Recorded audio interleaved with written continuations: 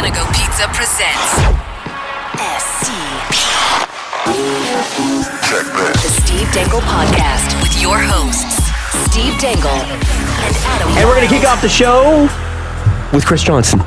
Because Steve wanted to get him out of the way. Chit chat. What's happening with Willie? Shut up. What's happening to Shut him? up and Chris. What's happening? What have you done with him? Hi, Chris.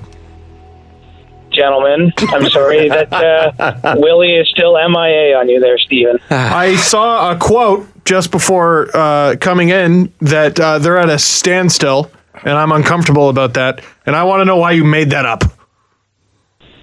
Well, because he's not signed, man. I mean, look, this is, as we're talking here Monday night, this is sort of a deadline day, of sorts for those conversations. I mean, Williams been staying back in Sweden, and I would say that if he was going to sign to start the season, it probably would have happened on Monday. No, it's not to say it can't happen Tuesday, but this is a pressure point in negotiations, and I don't get the feeling that either side is moved close enough together to get this thing done. And for your sake, I hope I'm wrong, but this does appear now for sure as though it's going to creep into the season. For sure, and I've kind of made peace with that. There was that cap-friendly thing about how if you sign a deal mid-season, you get penalized in the first year, but you actually get relief in the remaining years. Do you think the Leafs are thinking something along those lines? Because their first 5 games are, I guess, no disrespect to any of those teams, but it's softer, right? They got the Habs, the Sens, the Stars, the Blackhawks, who you can score goals on, and I want to say the Red Wings. So do you think this is part of the plan, potentially?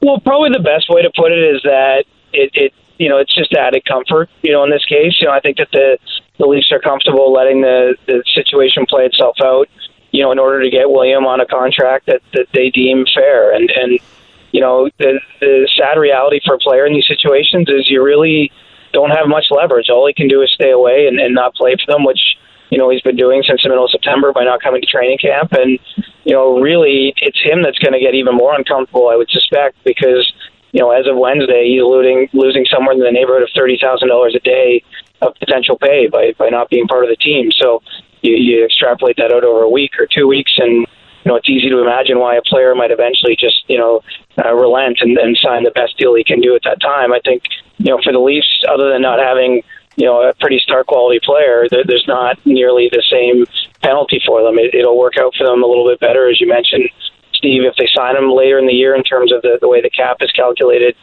for the years beyond the season, which is when really the Leafs are going to have a squeeze on, is starting next season in particular. And they'd rather have him playing with the team, obviously, but for them, I think it's worth the greater good here, going through this period of discomfort, because, at the end of the day, I think that he's going to sign a contract less than what he wants, just because the team does have the leverage and the hammer, and they're not by far the first to use this, and they're not the only one that's used it here in the last few years. So, Williams part of a bigger process here, I think, going on between the league and players on their second contract and teams.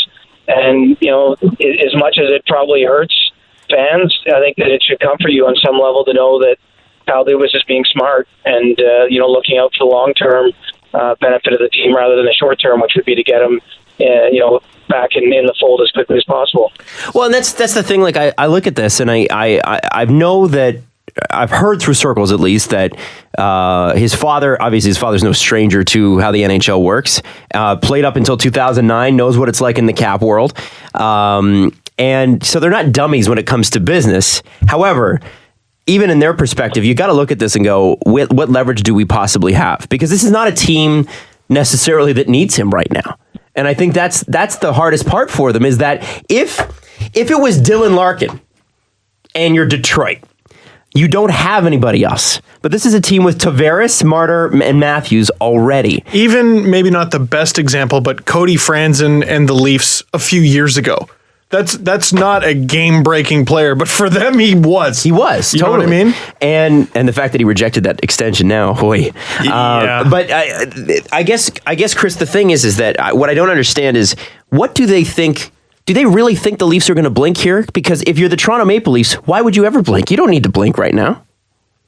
Well, that's certainly the way I feel too, Adam. But they must feel that there's a better deal still to be made, like that the Leafs are going to move here. And I think this is a tough thing if you're in the Nylander camp. I mean, there's a few things that the system's set up against you on your second contract coming out of entry level. That's something that impacts all players in his shoes. But I think also in this case where they're trying to get him to embrace the idea of taking a little less than his market value because he's part of something special, because there's other players that are his friends and that he likes playing with and knows that they're capable of doing something special together. Well, the problem if you're William Nylander is the Leafs can't give you a no trade clause for the next 5 years as part of the CBA. And if you sign for a little bit less in good faith to the team, I mean, there's nothing in the rules that would prevent them from trading you at some point in the next few years. And I don't think at all this is not.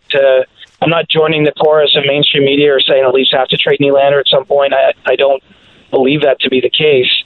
But I do think that when you're on, if he takes a value contract and they still have some problems, say a year from now, 2 years from now on their blue line, it might be the kind of contract another team really covets, and they could make that change. I mean, Kyle Dubas looks like he should be the GM forever. Well, in sports, things change quickly, and they could sign this deal with Kyle Dubas, and it could be someone else who's the GM 3 years from now, and wasn't party to the fact that the Leafs were promising they wouldn't trade him. So I think it's an uncomfortable position to be in on a couple of fronts for William, because he wants to do the right thing. He obviously wants to play. He's going to make good money by most measurements here, but he's probably going to leave a little bit on the table, and he doesn't have any security in terms of how long he'll remain a Maple Leaf after he signs that deal. But you're still, I mean, like literally, I mean, if the guy, let's say he is Pasternak light, which is what I keep saying he should sign for, 6.5, Pasternak light.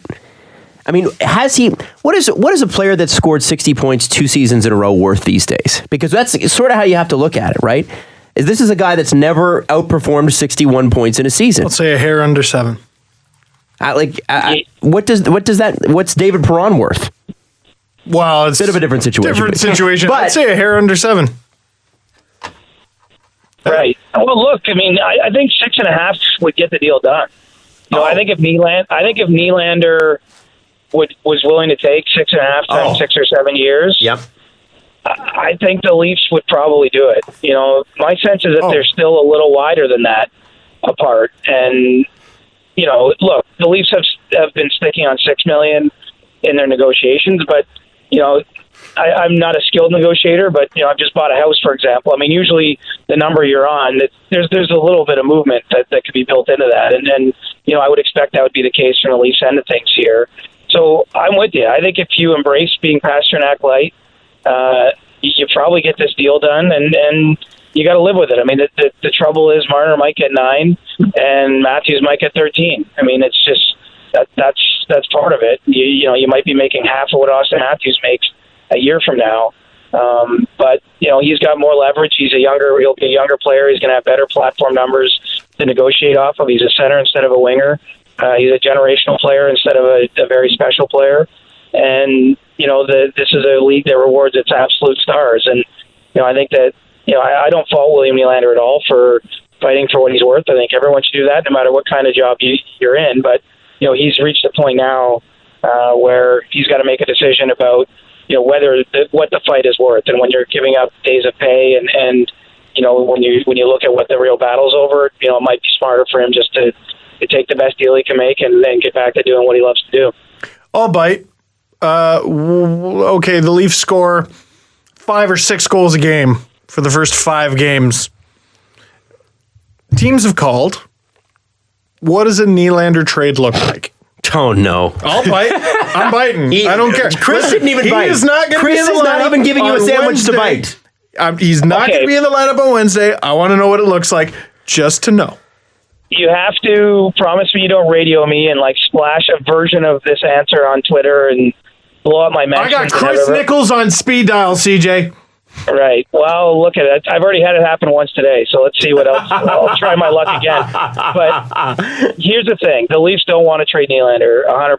Mm-hmm. But the kind of deal that they could make if they were to ever, make that trade, I mean, I think you have to look around the league for partners, people in a similar position with a great player. And I think Artemi Panarin, would be one that, I'm certain the Blue Jackets would love to get Nylander at his age in.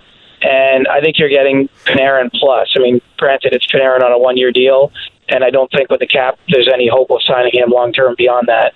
But, that's potentially an intriguing option that you could bring in. I think you can make that deal pretty easily now where you're getting him and maybe a prospect or a first-round draft pick, something along that line where, you're giving up on the future of Nylander, but you're bringing in a dynamic player now where you're in win-now mode. You're getting a future asset for him, and you're basically moving on from, the current situation. I don't think anything is anywhere near that at this stage. Right. But that's the sort of trade that could be out there if this goes on a month or even, look, December 1st is the deadline where William Nylander has to sign a contract and then to play in the NHL this season. Wow. So, if it got near December 1st, which is a very real and hard deadline, and he was threatening to sign in Sweden with a team or do something else, KHL, whatever, maybe you get to that stage. But we're a long way from that on October 1st.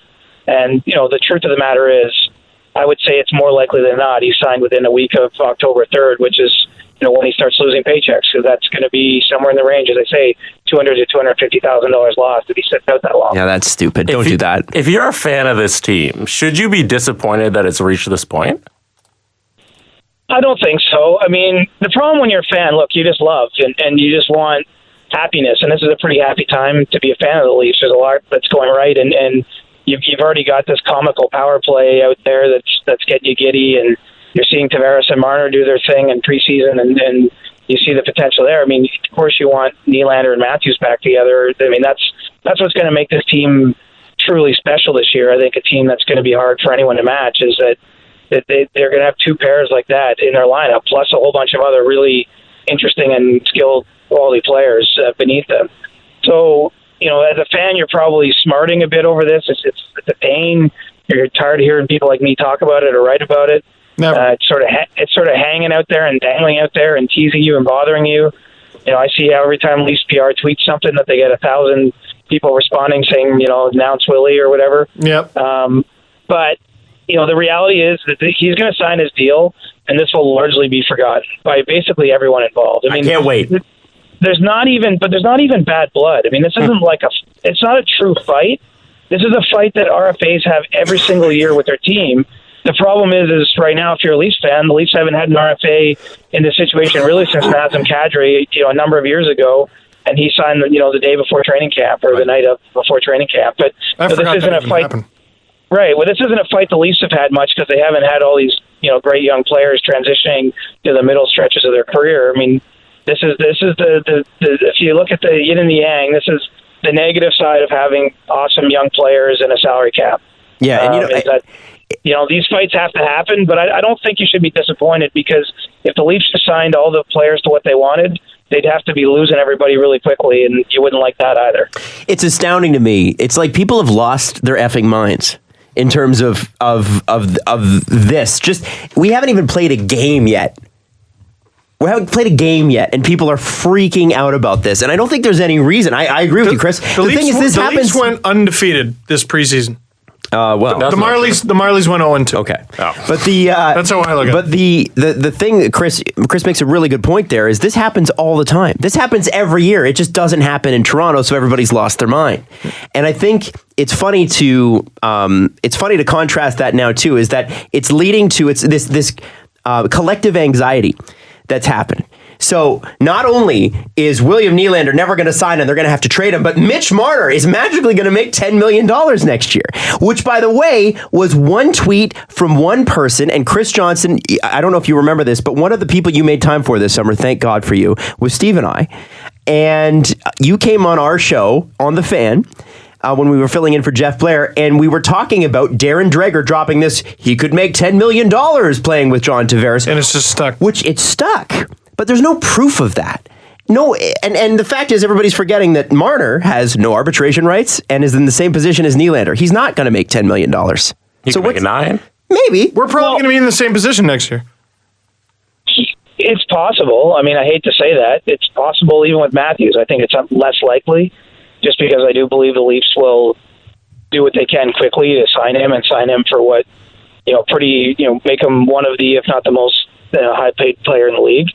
But, the odds of Mitch Marner making $10 million are low, I think. And look, Johnny Gaudreau was a point-a-game player coming out of entry level, and what did he get? I think somewhere in the neighborhood of $7 million. Yeah. And even with some inflation, now the cap's gone up, you can argue that. I mean, to me, it's going to be hard for him to outkick the Eichel contract. I guess if he has 110 points, it could happen. But, and look, I'm not going to say that's impossible. I mean, I think Mitch Marner's in a great position to lead the Leafs in scoring this year, just because he's the center of that power play. He's got such vision. A lot of guys who can shoot there. At 5-on-5, him and Tavares are going to be lights out. I mean, he's going to have a monster season if he's healthy the whole way through. I don't dispute that. But I think it's more likely you're looking at him at something like $9 million a year, which is still a tremendous contract. But it's possible we're having the same conversation a year from now, 2 days before the season, that he hasn't signed and that people are losing their minds. And how's the power play going to work without Mitch Marner on the point on the right side? I mean, it will probably repeat itself, or there's at least the likelihood of that happening. But I am a little more zen about this. I'm the old wise sage here, just saying that these will get done, the players will get rich, the team will get the contract closer to what they need to make it all fit together. And I do think you're going to see all these guys sign long term, and most of this just be forgotten about, a year or two after it happens, where you're almost like, oh yeah, I remember that time William Nylander missed 3 games at the start of that one season. I don't think it's going to be this dividing point they can never get over. But who knows? You never say never. I mean, PK Subban, had a dispute at the same time in his career with the Habs. He signed a 2-year deal.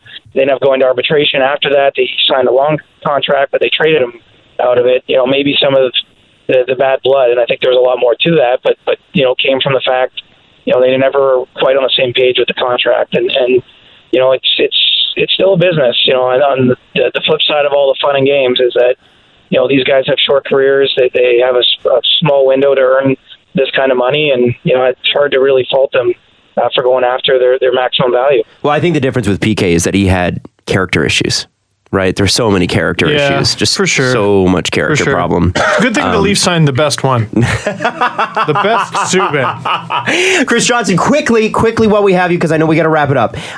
We asked you last episode for your crazy hot take for the season. It cannot be that the Leafs will get everybody signed. What's your crazy hot take for the NHL season? I don't know how crazy it is, but I am looking into the crystal ball and envisioning the kind of season that's going to blow Steve Dangle's mind. Woo! I have Austin Matthews winning the Rocket Richard Trophy. Stop it right now! I have the Toronto Maple Leafs finishing first overall in the regular season and winning the President's Trophy. Stop it right now! Continue. And the last one, I think Matthews' contract will get done long before we're at this point where it's an issue, and he's going to sign a mega deal and be a Leaf kind of for the next 8 years, and everyone's going to be happy about that. And I think he's going to have a monster year. So I kept it just to the Leafs. I do think that this is a little bit more than just the typical hype going around Toronto, what's happening with his team. And I think Austin's at a point in his career where it's very feasible, reasonable, with the power play time, with what we've already seen him do at 5-on-5 in his career, that he's a guy that's gonna do something truly special this season. Oh, Matt, he's got a new gear. He's in a new gear. I'm blown away, Chris. It's the best. Christopher, thank you so much. Chris, we're gonna let you get back. It's okay for you to love. Open your heart. Just let it all happen. Enjoy this season, because you go through a lot of crappy seasons as a sports fan to get to a point like this. Yeah. How could I love when Connor Carrick got traded, Chris? I'm sad. I'm heartbroken. I'm going to miss Hoagie. Chris, we're going to let you get back to the celebrations, deservedly so, over the fact that you just, I believe, can we say this publicly, that you purchased a house today? He just said it. I did. Oh, you did say it. Okay. Yes. You could say that publicly. So it's a crazy day. If you could line everything up in your life, you wouldn't do this 2 days before the season if you have the job I have. Right, and sure. You just had the whole summer off, more or less. But, I mean, this is the way things go. So, yeah, just bought a new house, running around like mad, and, now let's get it going. Drop the puck. It's going to be nice in July when you finally get to see it. Drop the puck. Those are beautiful words, Chris. Thank you. Chris, have a great one. Thanks so much for making time for us tonight, buddy. All right, boys. Thanks for having me. So, can everybody just chill? Can we just chill? No. I think we need to like relax a little bit. Like it's okay. And this is how can I relax when Curtis McElhaney is on waivers and Connor Carrick is traded for a 7th and Martin Ridson is an NHL player? I don't know. I went into... Was that Brian 5 or 6? No, I went into... No. Toronto, Canada. No, I was going into... what's our buddy? Mark Madden. That was the most Canadian thing you've ever said. Oh, what's our buddy? Well, what's our buddy? What's Buddy's name? Here's a quote about Nylander that A, was sort of taken out of context, but B, Babs had said this a couple times, and people are like, "Oh, that's so mean. He shouldn't say that. So petty." Actually, Scott Wheeler called it petty. And Luke Fox wrote this. I mean, it comes across as petty. Mike Babcock on William Nylander. The guys that are here working every day are ahead of the guys who aren't here working every day. Which sounds petty until you think about it in the third grader language that he puts it in, and you go, you know what? He's right. Well, and you see him get into hot water about the Ozhiganov stuff? Who, Scott? Or I think it was... Babs? No, it wasn't Scott. It was Babs. Talking about like... it's easier if you speak English. What? That's just true. The coach talks and you understand him. Isn't that easier than not understanding the coach? But what he was saying was, he was calling out guys like Connor Carrick. That is exactly what he was doing. He said, if you've been here and you speak English, how is a guy that's come in from Russia in his first 2 weeks figuring it out and you can't? That's what he's saying. Figuring what out, though? Their system. Yeah, here, do this, do that. Like, Ozhiganov made that mistake because he didn't understand me or whatever, or he didn't understand his partner. What's your excuse? Yeah. Sort of thing. You know what I mean? Yeah. So I also think none of that has to do anything with speaking the language. Well, it does. When you can't understand the drills and stuff. They were in that particular context. They were talking about a drill that Ozhiganov got frustrated with because he didn't understand it, and Nikita Zaitsev was trying to explain it to him on the fly. And then Babcock went up to him and he said, "Why is he so frustrated?" to Nikita, and he's like, "Well, he's trying to do a good job and whatever." And he's like, "Tell him not to be frustrated. It's okay. He'll get it. He'll figure it out." There you go. That was in that context. So there was a greater story there, but we're cherry picking. Here's what Mike Babcock said. When asked about Austin's chemistry with William and how they'll help mitigate it when William inevitably comes back, and Babcock says, "I don't know. Matty's been here every day working, and the guys that have been here working every day are ahead of the guys that aren't here working every day. That's just part of the business. We understand that. It's hard to manufacture the intensity we had today when you're not here. It just doesn't work like that." And again, I say, this is not the first time he said this over training camp, and where's the lie? There is no lie. And it's even worse because, I forgot that Kadri was almost a holdout there. I forgot all about that. Remember that with David Alter and the hashtag bad cred? You remember that? Yeah! He tweeted at David Alter directly. Does that not feel like 40 years ago? It was like right. I think it was like first year of the show. Maybe. Yeah. Maybe. But Kadri, if he did hold out, would have been in town. You know what I mean? Or would have been in the same time zone at least. And lives here. Like, do we really expect Willie to sign and then, all right, get on a plane and then be amazing the next night? It's just not going to happen that way. I'm fine with Willie signing and then sitting out the first few games just to get back up to snuff. Like, wouldn't you think? I hate that. Like, I hate that it's come to that. And if you're the Leafs, you're going to go, you know what? We've come to an agreement. Get your ass over here and we'll put pen to paper once you get over here because we're going to save as much as we possibly can because you decided to sit out. That's what I'm going to say if I'm the Leafs. Yeah. I'm not holding it against them. Get your money. Yeah, but you're not going to get the money that you want. And this is the thing. Like, you're not signing a guy to have him sit out an extra week. Here's the thing. The issue that I have with this whole, if the $8 million ask with Nylander is really what he's asking, quite frankly, William, if you're listening, you're not worth that yet. You are not worth that yet. You will be. I have no doubt that you will. You have the talent to be. Maybe a bridge deal is what gets done. But you haven't shown that. So if you're so concerned, and then again, I don't know that this is how William Nylander thinks, but the prevailing thought was, well, William Nylander signs and he gets $6 million, and then Marner gets 8 to 9, and then Matthews gets 11 to 13, and he's sitting there going, why did I have to sign first? Blah blah blah blah. Well, unfortunately, you were here first. You had as much opportunity in the NHL as those two guys did, and in fact, More. Matthews was your line mate. Yep. So Marner spent a lot more time on the fourth line than you did. And he had to shelter JVR and Bozak and drove that line. Yep. So let's not. I mean, I love William Nylander. I love the way he plays. However, you cannot make an argument to me that makes sense, and I don't think to anybody that makes sense to beyond 6.5, 6.7, 6.8. Like I get a hair under 7. I get the Pasternak comparable or the Ehlers comparable is perfect. Even 7, I don't love it, but like I don't hate it. Inflation. All right. If you don't like the fact that Matthews and Marner are going to make more, then show up and kick ass for the remainder of your contract, and you won't have to worry about it. I think that's an assumption. I don't think that's thinking that. I wouldn't be signing a contract based on what other people are making. Yeah, you're trying to get maximum value for what you're doing. Well, and guessing what Marner's going to make. What if he sucks? Well, and remember that $10 million figure with Marner that's giving everybody so much anxiety right now. That's if he wins the Hart. Like the Art Ross. Dude, he'd have to win the Hart, the Art Ross, and the Ted Lindsay to even have that conversation. I just don't think. Look at anybody out of their ELC, the most they've made. Connor McDavid is the only guy. Yeah, and he's Connor McDavid. Yeah. You know? And Leon Draisaitl because the Oilers are idiotic. Like, if you want to make the comparable between... People are making the comparable, well, maybe not Connor McDavid, but what about Leon Draisaitl? Well, A, Leon Draisaitl's a center. It's a bad contract. B, he was coming off a monster playoff, and so was Marner. They could have played a few more games for him. I feel bad for him. He was playing well.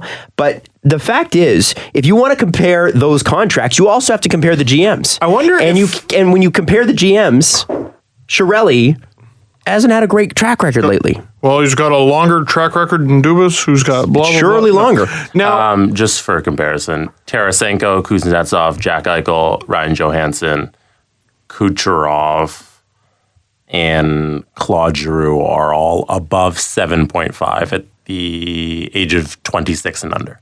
yeah, but They're all guys. name those players. They're all on their third contracts.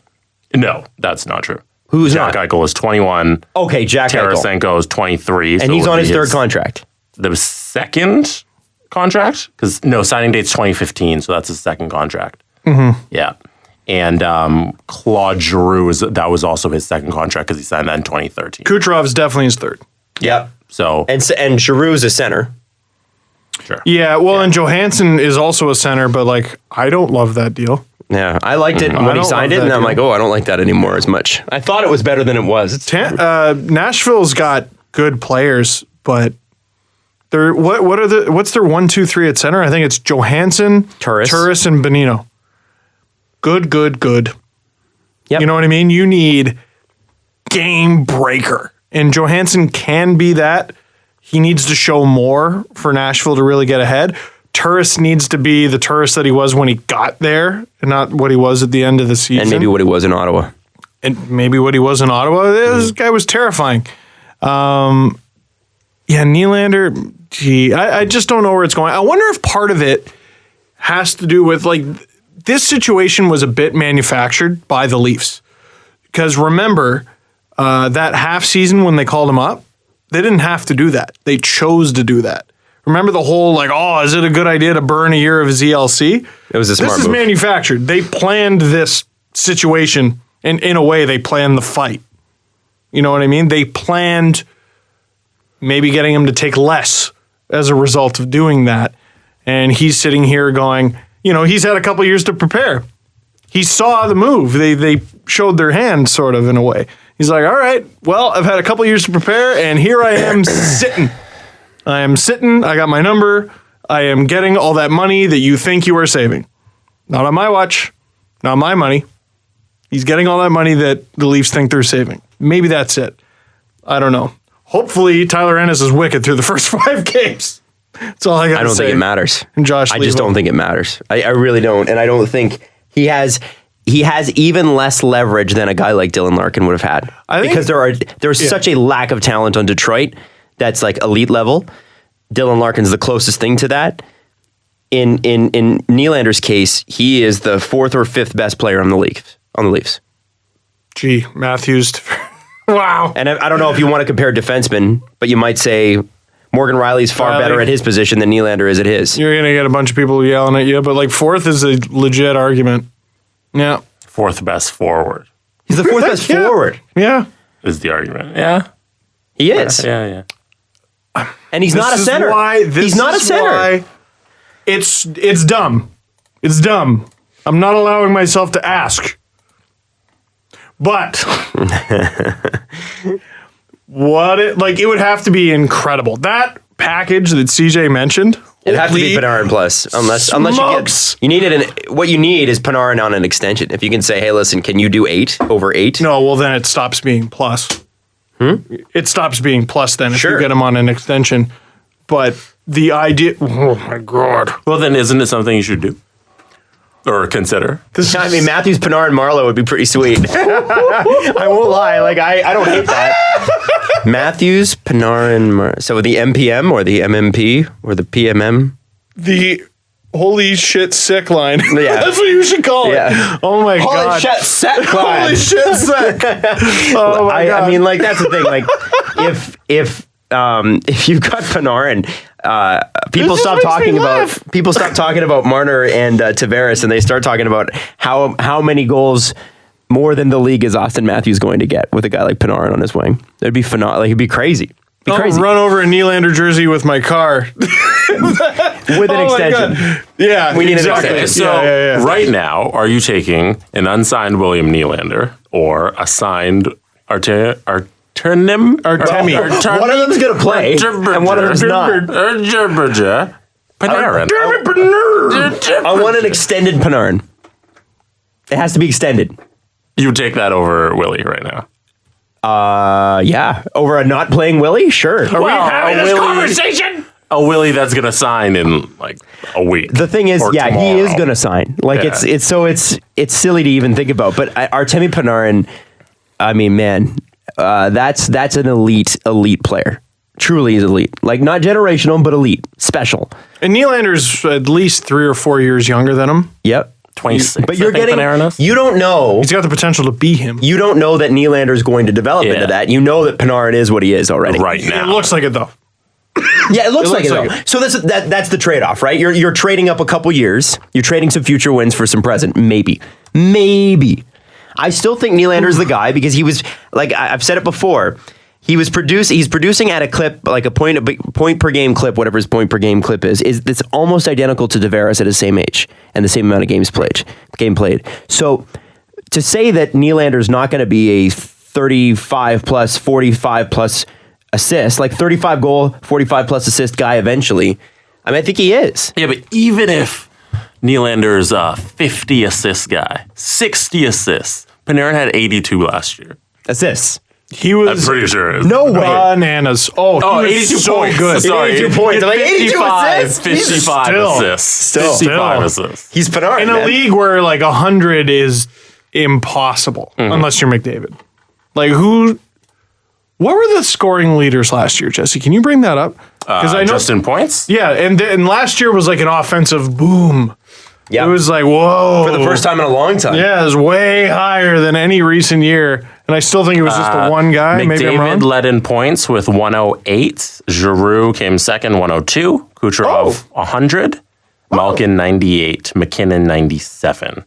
Your MVP Taylor Hall at 93. Your assist leader was Claude Giroux at 68. Blake Wheeler, 68, tied. McDavid had 67. God, JVR is going to get so many garbage goals. And then your goals leader was Ovi, of course, at 49. And then Patrick Laine, 44. Patrick Laine is going to score. Is Laine going to put up 50? Yes. Okay. He's going to win he has to win the Ted Lindsay. Man, forget Laine. Or is that not the Ted Lindsay, the fucking Richard. Rocket Richard. Yeah. He might get that too. Yeah. Johnson said Matthews. That'd be great. With 67 to break the curse. Okay. Little just tick thing. Do you know how annoying it's going to be at the end of Ovechkin's career last season? He had 6 50-goal seasons, but almost 7 or whatever it is. Yeah. He'll miss it by a hair. And it means nothing because it's just a round number. Yeah, really. Ovi's going to be that year I won the cup, and then there's going to be a couple seconds pause. I almost had 50. He's that crazy competitive. He's going to be like, And sports people are like the round number people for some reason. Yeah. Like, what's the difference? What's the big friggin' difference between 40 goals and 46? And yet somehow 40 seems bigger. Who's because ever it's a in round number. conversation brought up, I scored 49 goals. No one. But you didn't score 50. Done it. No one's ever done a 30 for 30 special on a 49 goal season.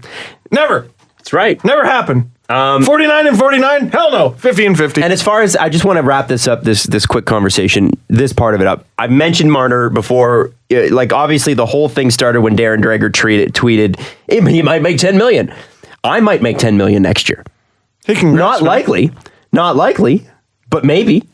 And Marner, not likely, but maybe. And here's what I would say to that. Oh, what does Seacrest get? To anybody, yeah, really. Compare you to I have to sign the next Kardashians before I can make that kind of money. But the comparable I would use with the Marner contract negotiations.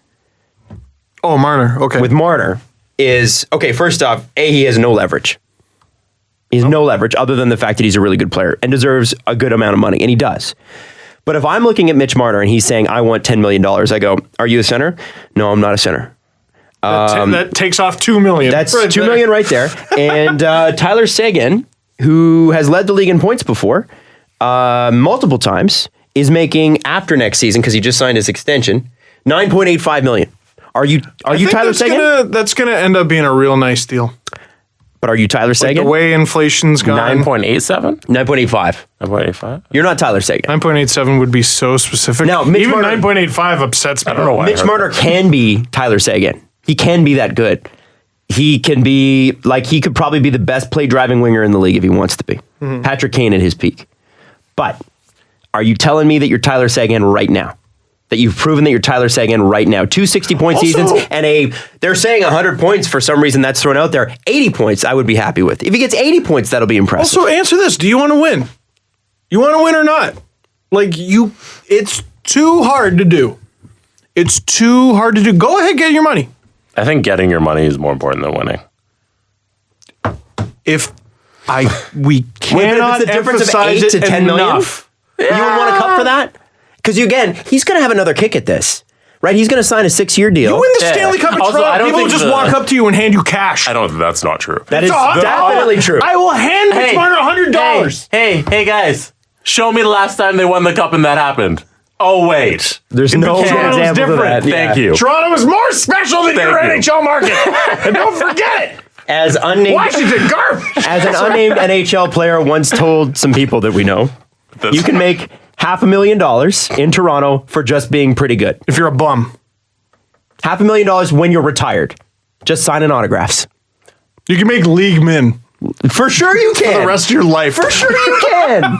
Absolutely. How much do you think those alumni guys get paid to go do those autograph days? Hint, it's a lot of money. It's a lot. Do 7 or 8 in a year, you don't have to work anymore. At all. About anything. You don't have to do anything. It's crazy. So the idea that Mitch Marner is going to somehow make $10 million, look into the camera, look into my eyes. It's not happening yet, but it will. I don't think third contract. The conversation will probably be from 8 to 9 million, if we're being honest. Totally. So, and that's fair. If he's saying I want 9, and they're saying I want to give you 8, Then you mean 8.5. Being like, hey, you can win if you take 8. I'd be like, no, I want my 9. All right, it's going to be harder to win, would be my argument if I was the Then I'd Leafs. be like, no, I have my money and my family's okay. And so here's the interesting thing. Well, first off, that extra $1 million, well, that makes or breaks you. Hey, that South Park thing where they talk about file sharing, like Britney Spears had to go down from this kind of private jet to this kind of private jet. Lars Ulrich had to stop wiping his ass with $500 bills. Master P is trying to buy an island in French Polynesia. Oh my God, do you think he can still do it? There's a chance. Mitch Jew is gonna wanna go to a big school in the States, and Mitchie Jr. might need that extra $1 million. I was like, I beg your pardon? Yeah, so was I. As a Mitch Jr., yes? Yes. Ah, okay, thank you. Let's Yes. not shorten Jr. again. No, that's short for Jew. Home Jew. That's where I got it from. Homer, when he's like, I have Homer Jr. And he Yeah, calls that's a him good Home role Jew. model. That's a guy. That's a good guy you should be taking tips from. Jesse, that's real From good. The Simpsons, damn it. Jesus. Look at the gif. Garrett Listen, Sparks. Is The backup too. Let's also look at this. The Leafs can, if they want to. They have cap flexibility. Remember that $7 million in 2 defensemen is walking off the cap this year. You got. well, and this year they got $12 million. Yeah. Well, yeah. That's seven's gonna be eaten. But still, Hainsey and Gardner are both up at the end of the year. Now, losing Jake Gardner is a huge hole. I don't care what your opinion is on Jake Gardner. Mike Augello. Jake Gardner is a phenomenal defenseman, and it's underrated how great he's been in this team. We've talked about that ad nauseum, and yes, he does make mistakes, but still. The point I'm making is, if there's really some sort of an issue where you think this mathematically can't work, just look at the system. The Marlies are graduating guys, 3 or 4 of them a year. they're gonna go cheap on D. Sure. I think the plan going forward is coming up. Yeah, that's the plan going forward. Cheap on D. Borgman, they're riding hard. Mm-hmm. He's going to be a Leaf by the time the playoffs roll around. Yeah, I wonder about Rosen too. He played pretty good. Yes, but in his own end, he was shocking. Yes. He's a good puck mover. Borgman is as well. He looks suspect at times. Marincin, by the way, everyone was freaking out about Marincin. It's very simple. Rosen and Borgman can be sent down. Marincin cannot. Right. Without clearing waivers. That's why he made the team. Mm-hmm. And he obviously has some value and people would put in a claim. He's not... Well, they just didn't want to risk it and they didn't have to risk it. So why risk it? He's a guy... Marincin and Freddie Gauthier have peaked. Like, they are about what they are as players. Borgman and Rosen got some room to grow. So they're going to go down to the Marlies. They're going to play a bunch on the penalty kill. They're hopefully going to develop and hopefully be on the team by the end of the season. Whereas, Freddie the Goat can be an extra space till Nylander comes back. They put him on waivers. He will not be claimed. Maybe Marincin the same thing. I also want to throw this out there. Connor Brown and Zach Hyman make a combined $4.35 million. Now, those guys are both very useful players who can easily be traded.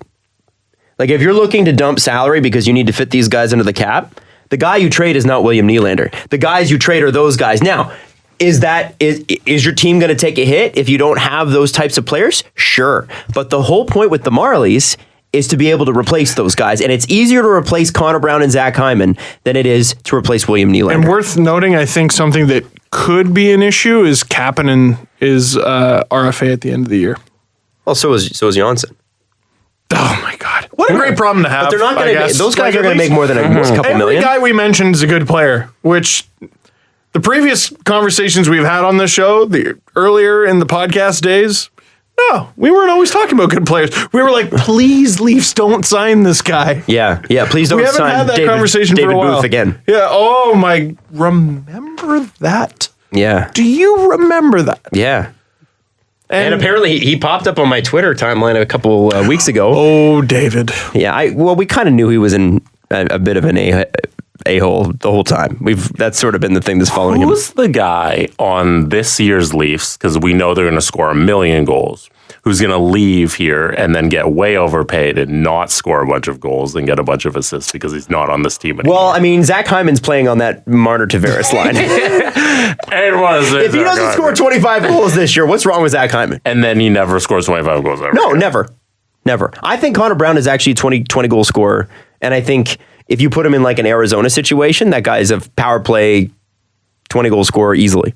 I think we're going to have to get used to the idea, and this is going to be unpopular, that some of these guys, your Hymans, your Browns, I'm just looking at the roster right now. I mean, obviously Josh Levo is what he is. But those guys are going to be guys that they have to cycle out. You may have to lose Jake Gardner. You're definitely going to have to lose Ron Hainsey. You're going to lose $6 million in Patrick Marleau in 2 seasons. The cap is opening up. They will have a pinch. But remember how good Jeremy Bracco looked this season? Carl Grundstrom looks pretty good. Adam Brooks might be able to hang. Like, you got guys coming up, and then they're signing Engvall. How dare you? Liljegren and Sandin on defense for sure. And Rosen and Borgman and all those guys too. Yeah. So the fact is that they're going to have to do a better job of being what Chicago was than Chicago I'd say did. Pittsburgh. Pittsburgh's continued to do it, which is Bonino and who was the guy they just traded to Buffalo? Connor Sherry. Guys like that. And Brian Rust out of nowhere. Or Dave Boland. Daniel and Chris Sprong is finally here. In Chicago. Yeah. Those guys are going to have to be cycled out. Chicago just fleeced teams for so long. You keep the stars, you trade everybody else, and you develop. It's a good problem to have. And in the meantime, like I said this on The Good Show, The Good Show or just Good Show? Good Show. They don't like calling it. They get very upset about that. Is that a thing? Yeah. I don't know why. But I said this on Good Show. Without Nylander, are the Leafs a top 10 offense in the league? Yes. I think so. Yeah. And Nylander makes them ridiculous. Undeniable.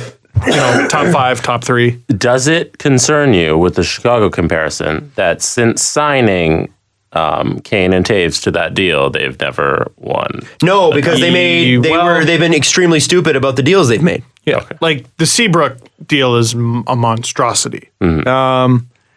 I'd be lying if I said it doesn't concern me at all. You can't reference the model technically after they signed those guys because it didn't work after they signed them. But in Pittsburgh it did. In Pittsburgh for sure. The model is Pittsburgh. Yeah. Kane and Taves got their money later. Mm-hmm. They didn't they were like in their late 20s, right? Yeah, after they won all the cups. Crosby and Malkin got their money. And then won the cups. Well, they won a cup early though. They won a cup early. And they brought in, a couple big toys. Recchi. Oh my God, I forgot about that. But Bill Guerin was on the team when they won. But no, Pittsburgh to me is the comparison. You look at what they did. Chicago could have been. Chicago just goofed. They made some bad trades, man. Dude, give them a sec. They might get out of it. Give them a sec. Did you not just rail against the Cam Ward signing last episode? Yeah, but give them a sec. Oh, give them a sec. Who's going to take it? Let's find out who's going to help out Chicago.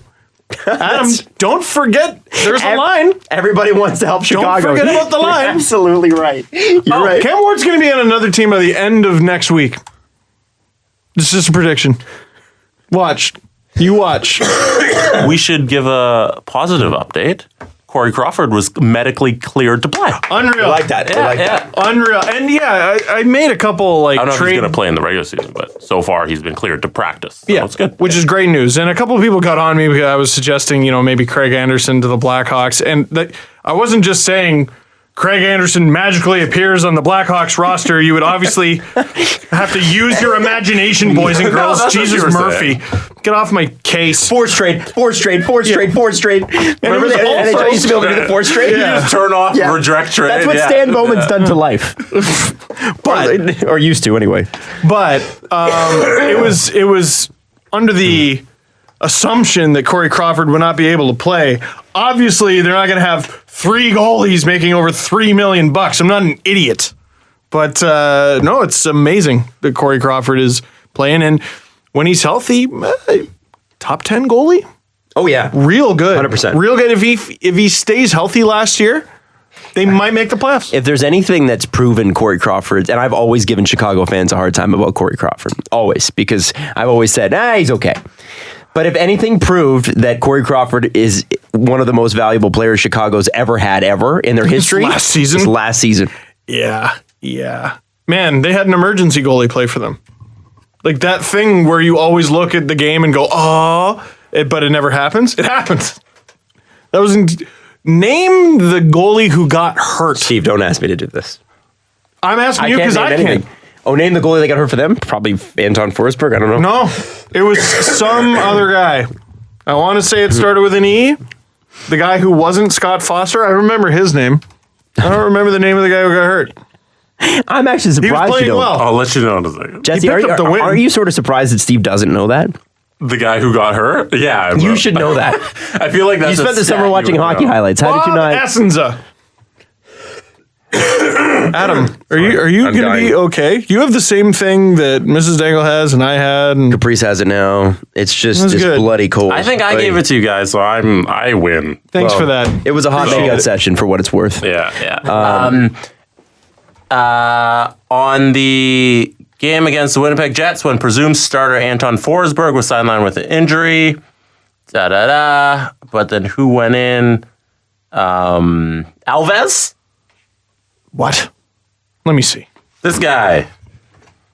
Jorge Alves. No, that's not him. Who went in for that? We'll figure it out. We'll it's not figure it out. important. Go look at the box score. Go find the box score from there. Colin D'Elia. Colin D'Elia. See, I knew it. Colin D'Elia, who sounds like a bit character on SNL. A little And bit. next up is Colin D'Elia. And there's Pete Davidson standing there in awkward Pete clothes. Davidson. Did you guys watch SNL this weekend? No. I did. It was outstanding. It was I heard Adam awesome. Driver was very They good. did a bit about Fortnite and a dad trying to play Fortnite because his son plays it, and they had SNL characters be the Fortnite game. So instead of just doing like a graphic, they had people in the suits acting out the video game. They did it perfectly, It was amazing. 1-to-1. Oh, That was my favorite part. Yeah, Anyways, it was really I like good. the one where Adam Driver comes in and he's like an old oil baron, like take your kid to work or take your parent to school day or whatever. And See, and he okay, comes in I and wanted to watch that. Don't spoil it for me. Adam Driver is a very good actor. he's the best. Yeah. Oh, it's funny. Anyway, completely off topic. There's a couple things we should mention with the Leafs roster before obviously we move on. We've been focusing on it a lot, but there were some cuts made today. I think the first thing that we should probably mention is that Garrett Sparks is on the team. Yes. There's some shenanigans, CBA shenanigans, waiver shenanigans or whatever that CJ wrote about last week, where there's something they can do where if McElhinney clears waivers, which people are operating under the assumption he will, the Leafs could, in theory, still call him up and play him for a certain amount of time, and that at least buys them some time. The one good thing, and I hope the Leafs don't lose anyone tomorrow. Pickard especially would make me upset. What? Why are you laughing at me? It's just, Why? What are you laughing at me?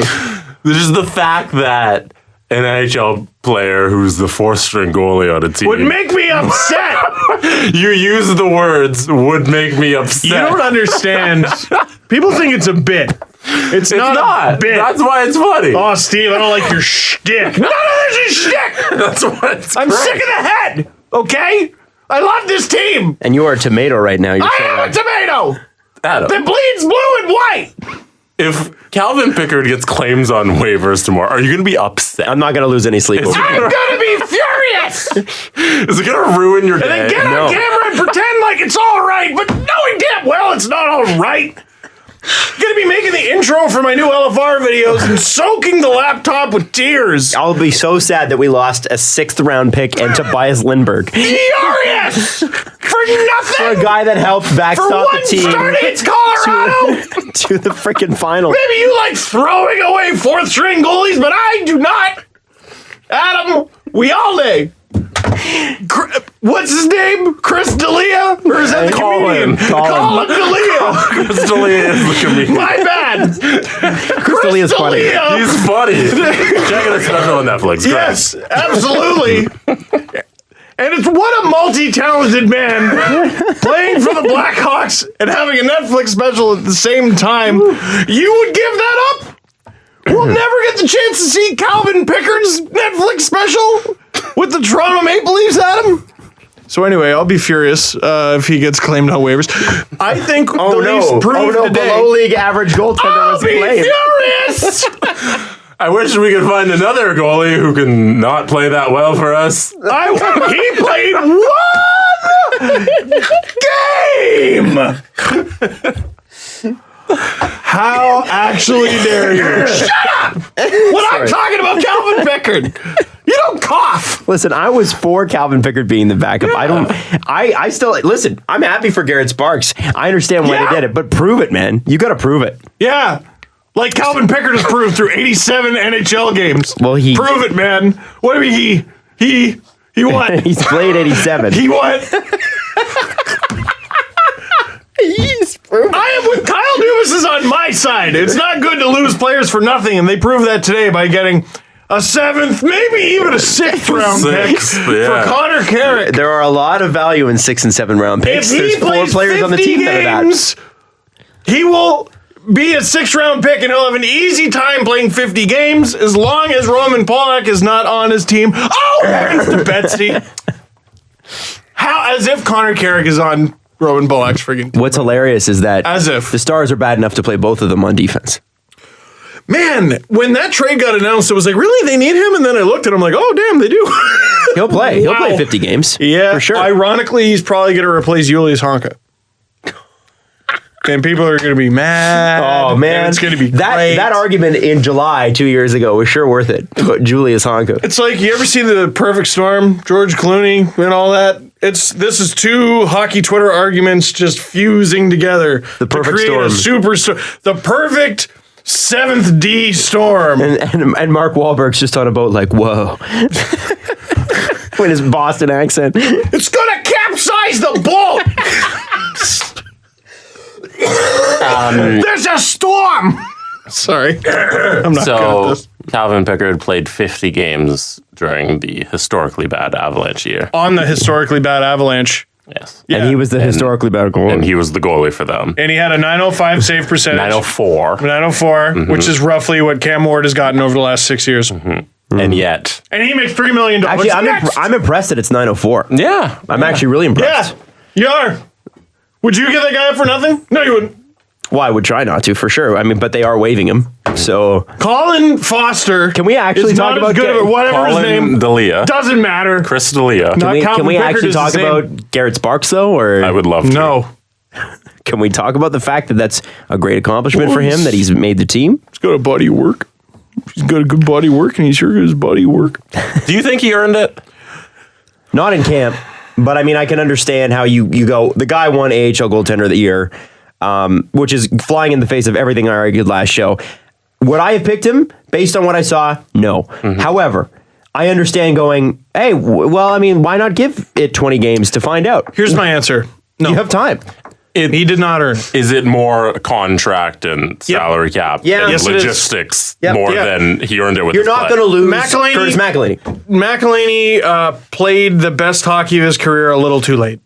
And it's affected the situation. And it's just smarter to go with the younger guy. He's earned it in the sense of, like, Garrett Sparks, I mean, when you look at it, shouldn't have been the starter last year. You look at prior to last season, his body of work and Pickard's body of work, I would have put Pickard's body of work up against his and made him the starter. Sparks couldn't stop stopping pucks. He was fantastic. What was it, like a 940? He was unbelievable. And he just didn't lose the net. He got the net, never gave it up. Good for him. But you can't tell me a 26-year-old who put up the numbers McElhinney did wouldn't still be in net. You know what I mean? Right, but a 26-year-old who put up the numbers McElhinney did would have played more than 18 times, too. Yep, that's true. I hope Sparks proves the Leafs right. I hope he proves me wrong. I want to be wrong here. Me too. Well, he's already proved me wrong. I thought he was done a couple of years ago. Well, there you go. I told him. I didn't mean to, but I did. Yeah, I remember that story. Listen, it's a feel thing. McElhinney, I was never comfortable with McElhinney in net until he forced me to be. And it got to the point where he never looks good in net. Never. But my brain ignored it because I'm like, well, he stops the puck. Reimer didn't look good in net. Stopped the puck. And I fell in love with him and his gosh darn pinchable cheeks. Garrett Sparks, it's not there for me, man. He hasn't built that comfort with me at the NHL level. And he looks weird too. That said, I sure hope he's spectacular and gets his name on the cup this year. Me too. With the Leafs. Back-to-back Caveat. cups. That's hard to do, man. Calder Cup and then Stanley Cup. Be amazing. Hard I to do. wonder how many people have done that. That'd be a fun Not stat. a ton. Imagine Dubas. Win the Calder Cup and then in your first year as GM win the Stanley Cup. Can't be a long list. Also, going down back to the AHL today, Antoine Bibeau. Oh, really? Revisit that conversation. Sparks or Bibeau. That was can't 2 believe that was- seasons ago. And there was a guy who, when he was hot, he was hot, Sparks man. at times was in danger of looking a lot like Antoine Bibeau. Bibeau would go through stretches where you're like, this guy is the best goalie in the American Hockey League, or he's the top 5 goalie in the American He started Hockey League. hot that one year, the last year in Toronto. And then super hot. he just, Fell off a cliff after the All-Star break. yep. And it's sort of like the conversation that we've had with Sparks a couple times. With Bibeau, you never knew what version of him you were going to get. It's part of the reason they didn't win the Calder Cup in 2016. You never knew which version of him you were going to get. Sparks, after Game 6, we were like, hamana, but he came up real big in Game 7. I just hope those crazy cartoony acrobatic saves he made in the AHL translate to the NHL. Yep. It's not Carey Price cookie cutter. Just turn and let the puck hit you in the logo. He was diving all over the place, going crazy. He made a save barehanded. In Game 5, by the way, an elimination game in the first round. There were a couple hairy moments en route to that Cup win. I hope Garrett Sparks proves us all wrong. I just want to throw this out here. Right. I was down at the SBA today, the spa. Oh, yeah, you had a spa day. And there were Why were you down Nylander at the spa? planning some stuff with the Leafs this year. Yeah. Leafs Nation? Leafs Nation Network. Nice. Yeah, doing some stuff. I don't know what we can say yet, but those should be something by next week or the week after. Can you tell them to let me win some of the contests? I cannot. Because they in have fact, some that's cool very contests. illegal for me to do that. I cannot do that. I think you should let them In fact, a lot of people on Twitter will cry and shit their pants if Adam does that. Yeah. Turns out there's a few babies online. Well, who knew? Nylander is on all the Leafs posters down there, by the way, and they're still selling his jersey at Real Sports. So that's how confident they are. He's losing their money, or he's losing his money, and they're still making it off him. How does that work? Well, under Lou, he would have been like, well, he's not on the team yet, so we would have cut that. But the Leafs are like, he's going to sign. Like, They have his, is he a Leaf, technically? Yeah, they retain his rights. Okay. Yeah, I guess as long as they retain his rights. So, could they just sell Miro Aaltonen jerseys if they wanted to? They have his rights. They have his NHL Suppose rights. there needs to be a market for that. I want Miro. I'm going to Real Sports tomorrow. They're buying a Miro Aaltonen jersey. One guy and hanging it next to my Calvin Pickard jersey. You know who's got one? I bet. What? Jeffler Yes. has to have one. He's the guy. I already got two. He's the king. He's the king of jerseys that you're like, wow, I forgot. Random thought that just popped in my head. Nylander's an RFA. Yep. Why doesn't some team just go, hey, here's $10 million or $9 million or whatever? His agent won't accept it. And so you have to accept it? No, you have to accept it. So that's the thing. You have to sign. You can't just force on it. No. No. No. But So what if they give him 7? I think that they would look at that and go, they don't want to leave the Leafs. Are you kidding me? The Leafs you know would be how much like, money? Okay, what if it's like the Jets? What if it's a cup contender? They don't want to be in that market, man. First off, the Jets can't afford them. Leafs will match Winnipeg's a lot like Sweden. it. Leafs would match it. It is. Komarov said that about Winnipeg. Reminded him of Listen, Finland. it's nothing against Winnipeg, by the way, but the fact is, if Nylander's parents, his father specifically, and this agent of his are as business savvy as they're claiming, then you don't leave a market like Toronto. Because not only are you making the money that you're making, but you're making all the ridiculous money in all the endorsements. This is the Mecca. This is the center of it all. So whatever you're John not Tavares making, has a coconut water deal whatever you're not when he was making an Islander. on your contract, you're making elsewhere. And the money in Winnipeg for that extracurricular money in Winnipeg is different than it is in Toronto. And that's just based on market size. Like anybody, that's not an insult to Winnipeg. They have a phenomenal hockey team. That's just what it is. So if you're really after some big money, which he should be, the time to capitalize is while you're in Toronto. Also, the Leafs just sign it, and then they can choose to make life as difficult as they want it to be for the Jets. How? I don't know. That could be up to Dubas. The Leafs clearly know stuff that other teams don't know. Like, I was talking to someone about this the other day. Did we ever get an explanation as to what the hell they did with Nikita Soshnikov? No. And never Remember will. when they had to call him up and they just didn't? And then traded Injured. him? Okay, a couple more people on the Leafs. Marinchin's made the team. Freddie Gauthier's made the team. Sorta. I got to tell you, Freddie Gauthier is not an NHL player. No.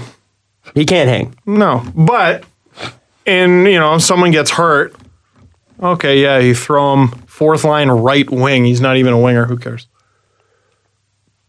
Whatever. Marincin? Same thing. Fourth line right winger. I'll put him on the wing. I don't care. I just don't think Marincin's going to play a whole ton of games. Are they? Do you think he does maybe the second half of a back-to-back? Do you think they're just waiting to waive those guys, just to throw them out there on a different day, like right before rosters are submitted, so that the claim chances are smaller? Marincin was really good in the American Hockey League last year. Right. I think he had a terrible preseason, but he was really good in the American Hockey League last year.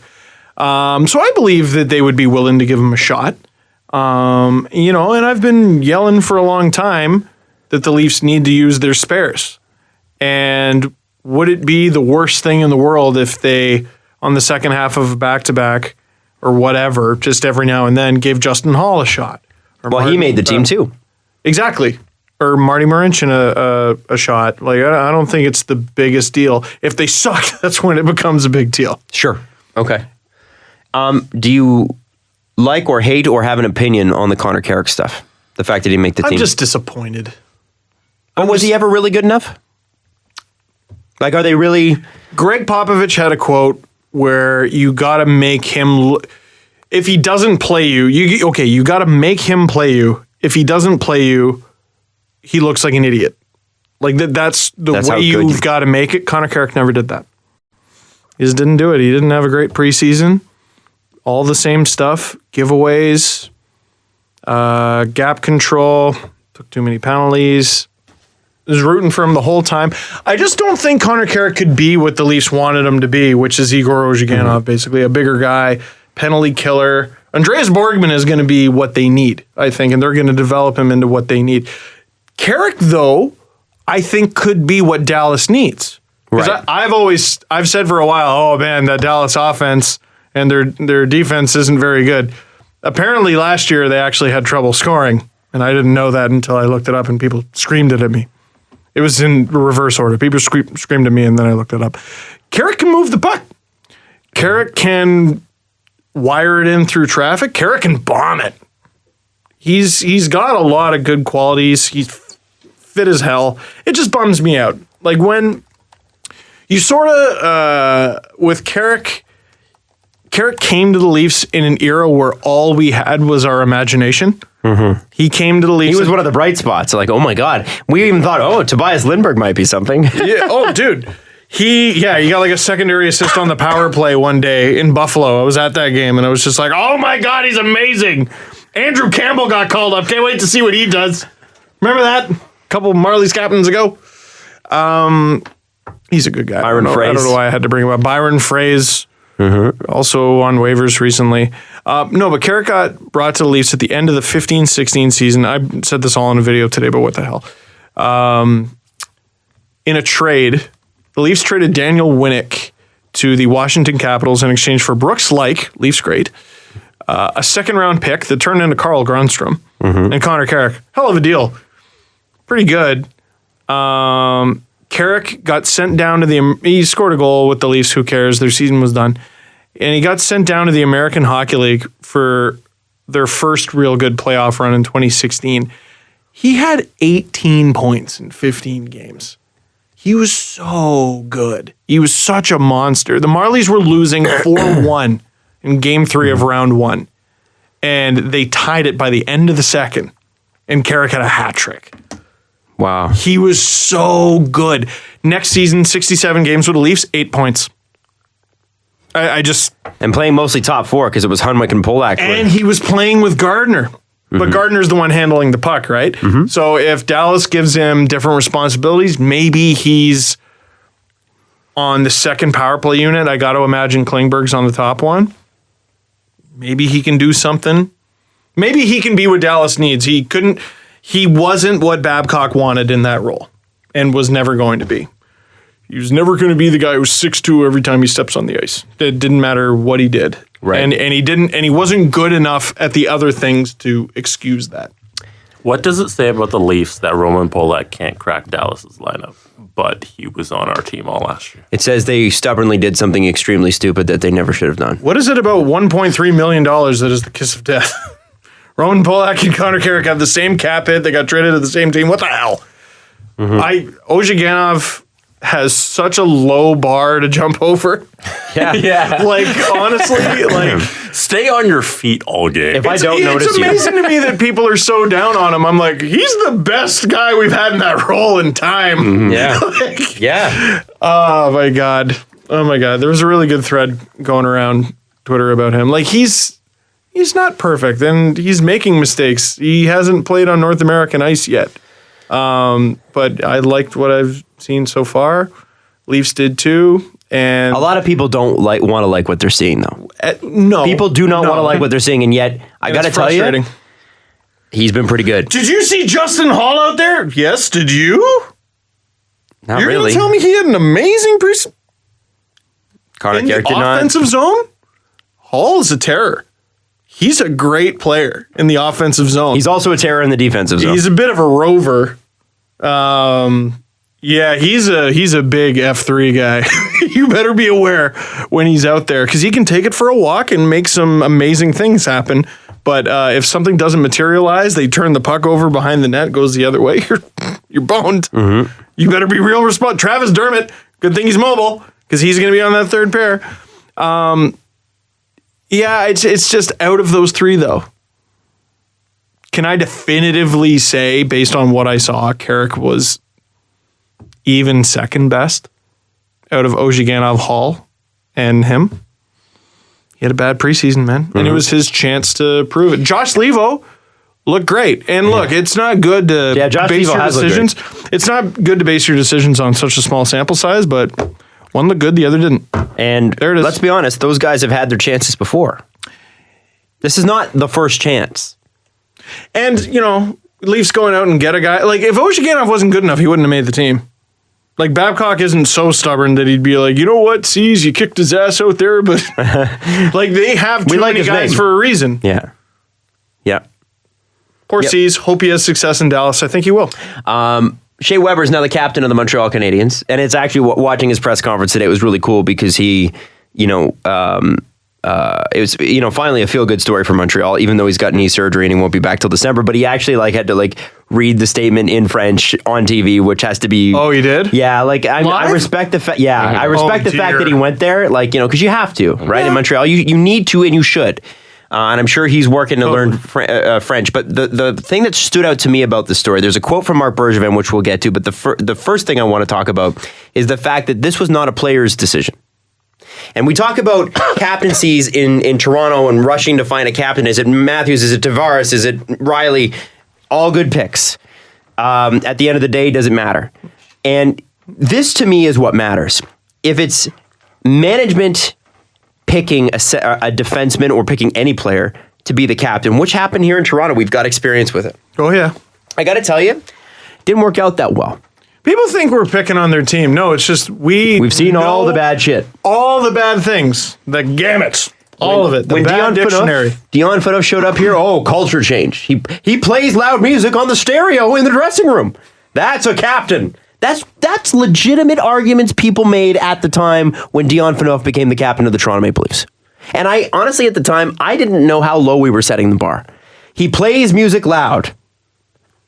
Hey, in his first game, he fought a guy on the Devils whose name I forget. Colin White. The first one. I think so. Look Colin White the first. I think it was, because the Sens have a Colin White now, don't they? Yeah, and it's screwing me up. Pretty sure he fought Colin White. So is that your guess? That's my guess, Colin White. I'll let you know in a second. I'm going to say Patrick Eliash. Or Matt Green. Colin White or Matt Green. Here is the video.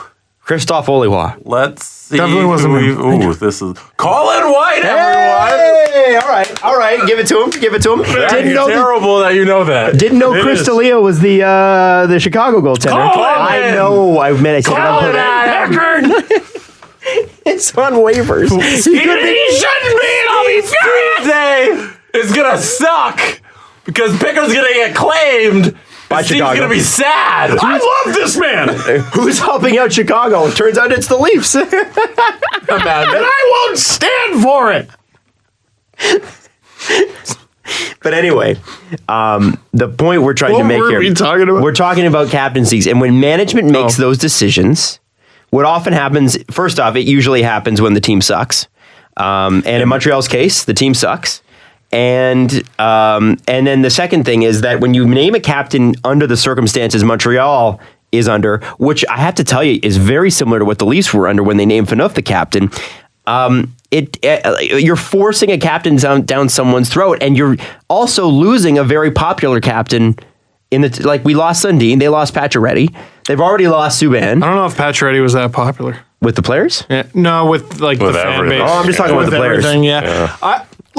I just think it's bullshit that a management can decide who the captain is. It was a marketing decision. Well, here's what's bullshit. Shea Weber's been the captain of the Montreal Canadiens since June 2016. He just gets to wear a C now. He's been the captain of the Montreal Canadiens since the PK Subban trade. The writing's been on the wall for some time. In some ways, the C got Pacioretty traded.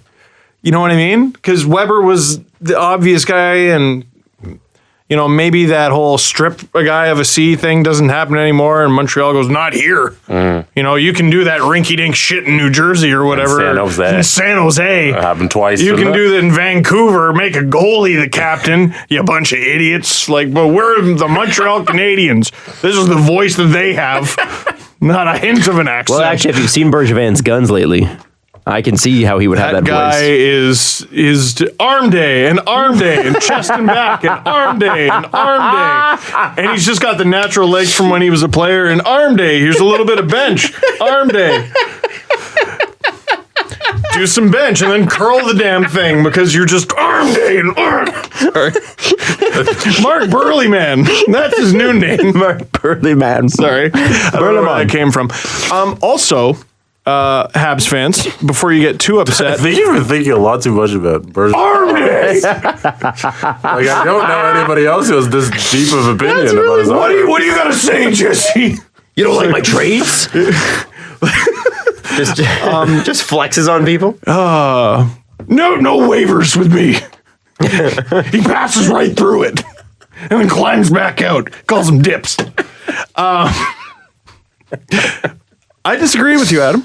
I think Montreal is going to stun some teams this year. They remind me a little bit of New Jersey last year. You can do a lot of things with youth, speed, and players nobody knows. You know what I mean? Does it concern you that a guy who was drafted 3 months ago is their first line center? Oh, they're not a great version of New Jersey last year, but they are going to... I think New Jersey would be very insulted by that comparison, by the way. Probably. But, had the Leafs not already played them in the preseason, I think they're going to go into game one and be like, holy shit. Kotkaniemi is way better than I thought. He is. He's amazing. Way better than I thought. And what a great story, too. That's so cool. Hey, he's 18 and he's made the team in a camp. But he shouldn't be their first line center. Hey, no, he shouldn't. Here's one. Who does Max Domi brain in game one? I don't know. He's trying to make a big first impression in his first game. Didn't get dick in terms of regular season game. Who's he going to brain? Who's he going to brain? It's going to be someone. No, who's he going to brain? So. Can't wait to find out. Not. Yeah, well, listen, you're right. He's been rehabilitated. He missed a lot of preseason time. Trash. The hate is hard right now. Yeah, I think because it's trash. I think the way for him to make an impression is to score. I don't think it's to fight someone. Yeah, score and then brain someone. But who's he going to fight? He's going to brain someone. It's going to happen, guys. Have we not seen this movie? Steve, I think it's maybe a bit extreme. I don't think we've seen it too many times. He doesn't want to get suspended again. Again. For the first time. Again. But he missed all that preseason action, Steve. Frig off. And he missed all that pay. Oh, wait, it was really important because he was on a new team. Who cares? Adam. He was the offender. I don't give a shit how it affects him. Ask Aaron Ekblad how he feels. Sorry. Adam, your thoughts are that the Canadiens will be amongst the worst teams in the NHL this season. I think they will be bottom third. The worst teams in the NHL are Detroit and Vancouver and potentially the Oilers if they can't get their goaltending situation sorted out. Even this year, even a team like Vancouver, I think both Vancouver and Montreal, I don't think will be very good, but they'll cause some teams problems. Edmonton's entire season, to me, hinges on Cam Talbot. You can be bad with Connor McDavid. They've proven that. There was I want to say it was Emily Kaplan wrote a player poll article. That's correct, yeah. Yes, and on ESPN, and she was talking about, she interviewed players around the league and who they thought was the best. Last year, the majority voted Crosby. This year, it's been a changing of the guard. Most have voted McDavid. One player, it was a Western Conference player, wasn't it? A Western Conference player said, take McDavid off, the Oilers are the worst team in the league. Those are an NHL player's words, not mine. But you can't do that because he's there. But I think Edmonton's going to be good this year. we're about to find out how good McDavid is. Man, if he drags him to the playoffs, Oh, I wouldn't be shocked. I'm just saying, No. if they can't get goaltending, it doesn't matter how many points he scores. Yeah, it's gonna He call won him. the Art Ross last year, and they still didn't make the playoffs. I can't believe they're already talking about sending Mikko Koskinen to the American League to fine-tune his game. That was my favorite because No move in a $2.5 million contract. Who told you that was a good idea? well, that's my You could favorite. have had thing. Calvin Pickard for free, but you won't get him because you don't deserve him. They could still take him. No, they couldn't. How could you? They could still take Actually, no, because they have Al Montoya as well. Yeah, bud. Al Montoya's still playing. That's He impressive. cleared waivers. I just back to Montreal for a second Sorry. here. I think Yes. they're bottom third of the league. Yeah, but they're gonna Sure, they're gonna cause problems. They'll no, I No? don't think so. No playoffs? No playoffs, I don't think. Playoffs, guys. Schlemko hurts. That hurts. Weber losing. already being out, and then Schlemko. Ugh. And Schlemko, man, he's a good defenseman when he's healthy. Can I also just mention this? The people that designed the Montreal uniforms when they did the recent switchover, I think they really goofed. Why? Well, when they're wearing the red version, which is the home version, they have this white thing that goes around the neck that makes it look like they're Thomas Plekanec wearing a white turtleneck. And I hate it. Do the Leafs not have that? No, Or does it go it's all the way blue. around? It's all blue on the Leafs, but they've decided to make theirs white, and it almost looks like, like the 18th century things that men used to wear around their neck. So they'd hide their neck, and it's just frilly, and it would pop out. I don't know what that's called. The Quaker Oats guy? Yeah. Like this? Yeah, I hate the white around it. It's This? terrible. Oh yeah, that does look dumb. It looks awkward. It's weird. See, I never would have realized it until you mentioned it. Now it's annoying. It does look like a dress shirt collar. Like if it looks A like little Louis bit. the 17th, like 17th. They didn't make it to Louis the 17th. Louis the 16th. Looks like something he would wear. I'm trying to see a game picture. Let them eat elbows to the temple, as he said. That's that's what he's gonna do. See, that's weird, right? I don't think it looks that bad. No, it looks bad. That's a bad design decision. What else is shit about them? Well, What else, Adam? why would you have that in there? So you're laying it on a little thick. I know you're a Habs fan. No, I'm You're serious. just doing this to prove. Oh That I'm yeah, not, see, guys, I couldn't possibly be. I see right through you. Oh, there's Captain Shea No, it Weber. looks like crap. today I don't care what anyone says. In the frilly jersey. It's stupid. In It looks the bad. frilly It's not jersey. frilly. It's As just Adam described It looks it. like a bad turtleneck. Turtleneck jersey. It makes like- me want oatmeal. It would be Lou Lamoriello's perfect jersey because you're always wearing a collar. Weber's got too Wherever much you beard. go, you're always wearing your collar. He's got way too much beard though. He does. That'd be a great face-off. Lou Lamoriello telling Shea Weber to shave. Two men who I think their stare would just cause like a Dragon Ball Z type explosion in the middle of them. I don't know how that would go. Also, he'll just grow his beard back by game time. So According to Blaine Potvin, who is a all Habs staff writer and the co-host of Habs Unfiltered on Rocket Sports, Bergevin on RDS, which is the French TSN, admits that he didn't explain his earlier moves well enough, and we're talking about his trades. He assumed people would just understand his hockey moves. But now he understands that not everybody has the info he has access to, and now will focus more on explaining himself. You don't have galaxy brain, so I'm going to explain it to you. You don't have to explain something that's good. You know what? You don't have to explain is the results. Can you read that piece by piece, just the quote? Bergevin on RDS, it's not a direct quote. Oh, okay, sorry. Paraphrasing, but Bergevin on RDS admits he didn't explain his earlier moves well enough. Wow. Self-awareness. I love it. He assumed people would just understand his hockey moves. Oh, never mind. But now he understands that not everybody has the info he has access to.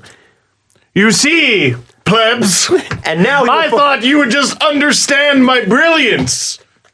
But apparently you failed to see the nuances. That's a French word of my brilliance.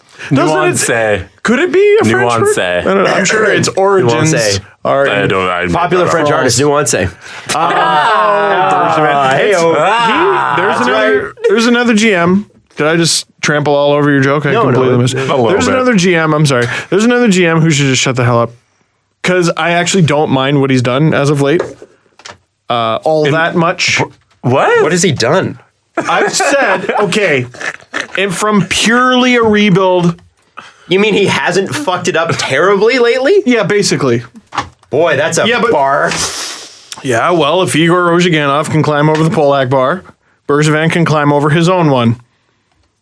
And then get on the mic and talk about what a victory it is that he climbed over a bar. And then he's going to rip it out of the ground and bench it. Arm day and chest and back and arm day and back and chest. Sorry. He does need to join the WWE next. That's his next calling, I think. He'd be perfect. But he walks out. Him he's got versus a tie. Scott Steiner. Oh my God, he's going to be IRS. Remember that? Yes. Erwin R. Scheister. And he comes out. That's the same shit promo every time. You don't pay your taxes. That's my gimmick, and I'm going to ride it for 5 years. You don't understand my hockey moves. That'll be his. Yeah. Those are Bergevin's 4 summer moves.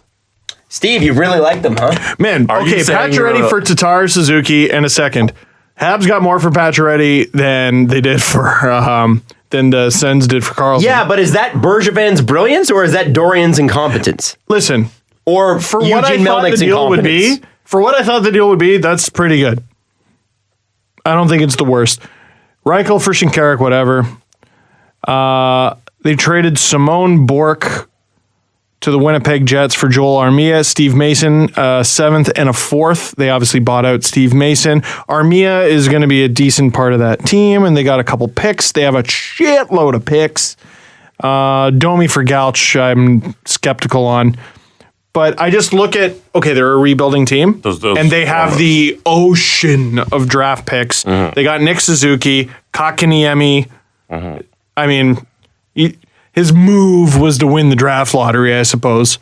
But you could say the same thing about the Leafs. In terms of their future, I don't hate it. Is that fair to say? Like, maybe not necessarily complimenting Bergevin, but I think the Habs are set up well for the future, and he certainly is responsible for that. Now, I don't hate that. Now, there's the Price contract and the Weber contract. Did they get better or did they just sidestep? In the next 2 years, they have 4 4th-round picks and 3 second-round picks. So those players will not be ready for another 3 years after that. And they had 4 this past draft, second-round picks. 4 second-round picks this year, so those guys will turn into something a lot sooner. Listen, I think the Habs should totally rebuild, but this whole idea that they've done some sort of outwardly brilliant thing it's insane. It's insane. And I don't know and the point, and it ignores the real point here, which is they never had to be here. Mm-hmm. They never had to do this. And for that, he deserves to be criticized. And this is the thing, like I'm complimenting him, certainly not we. I'm complimenting him for cleaning up his own mess. I complimented his guns. He's got huge guns. He does. It's unbelievable. Would you rather have Jeff Petrie at $5.5 million, age 30? I don't hate that deal. You don't hate? I don't hate Jeff Petrie at that. Yeah, he's a good player. He's a good player. I do not. Shut up. No, what? Or Calvin Pickard? Calvin! My answer's Calvin! Every time! Jeff Petrie at 30 at 5.5 isn't that great of a deal. It's not bad. He's a good player. It's better than Carl Alsner at the same amount. 4.6. I would have Carl Alsner over Jeff Petrie. You're on drugs. Out of your mind. You're out of your mind. Did you drive Jeff Petrie? I hope not. Jeff Petrie insane. is way better. Jeff Petrie. Is it legal? Terrible name. It's not legal yet. What? It's weeks away. Weed? I didn't sit. You completely get rid of the illusion and you just go, Jesse's high. That was the illusion I was trying to make. Sorry. Well, I did say he's on drugs. You're on drugs. That is wrong.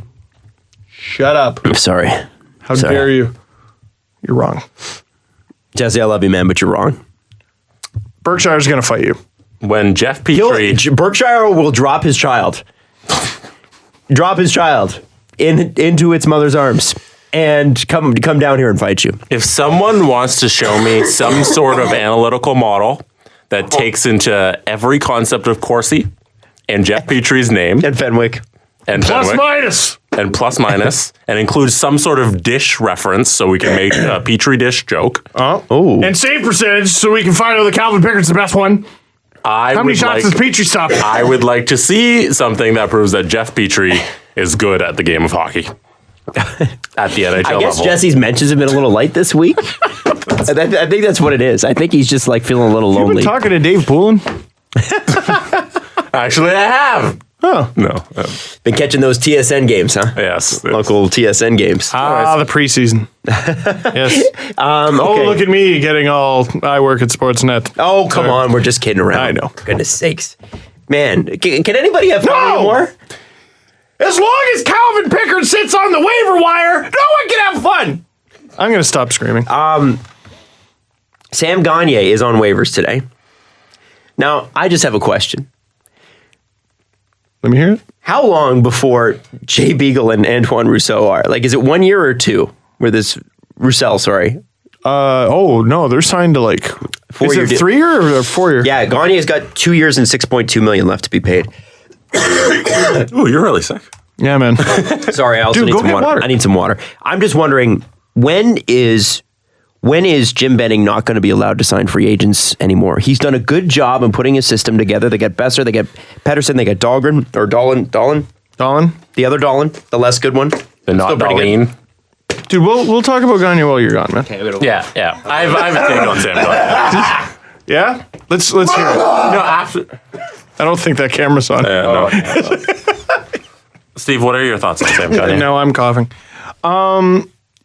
Okay, what's funny is every year around this time, a guy like Gagner gets put on waivers, or even like Carrick gets put on waivers. Someone who makes money gets put on waivers. And you go, the last place team will surely claim them. But the last place team is predicted to be the Ottawa Senators, and they have this issue with paying people money.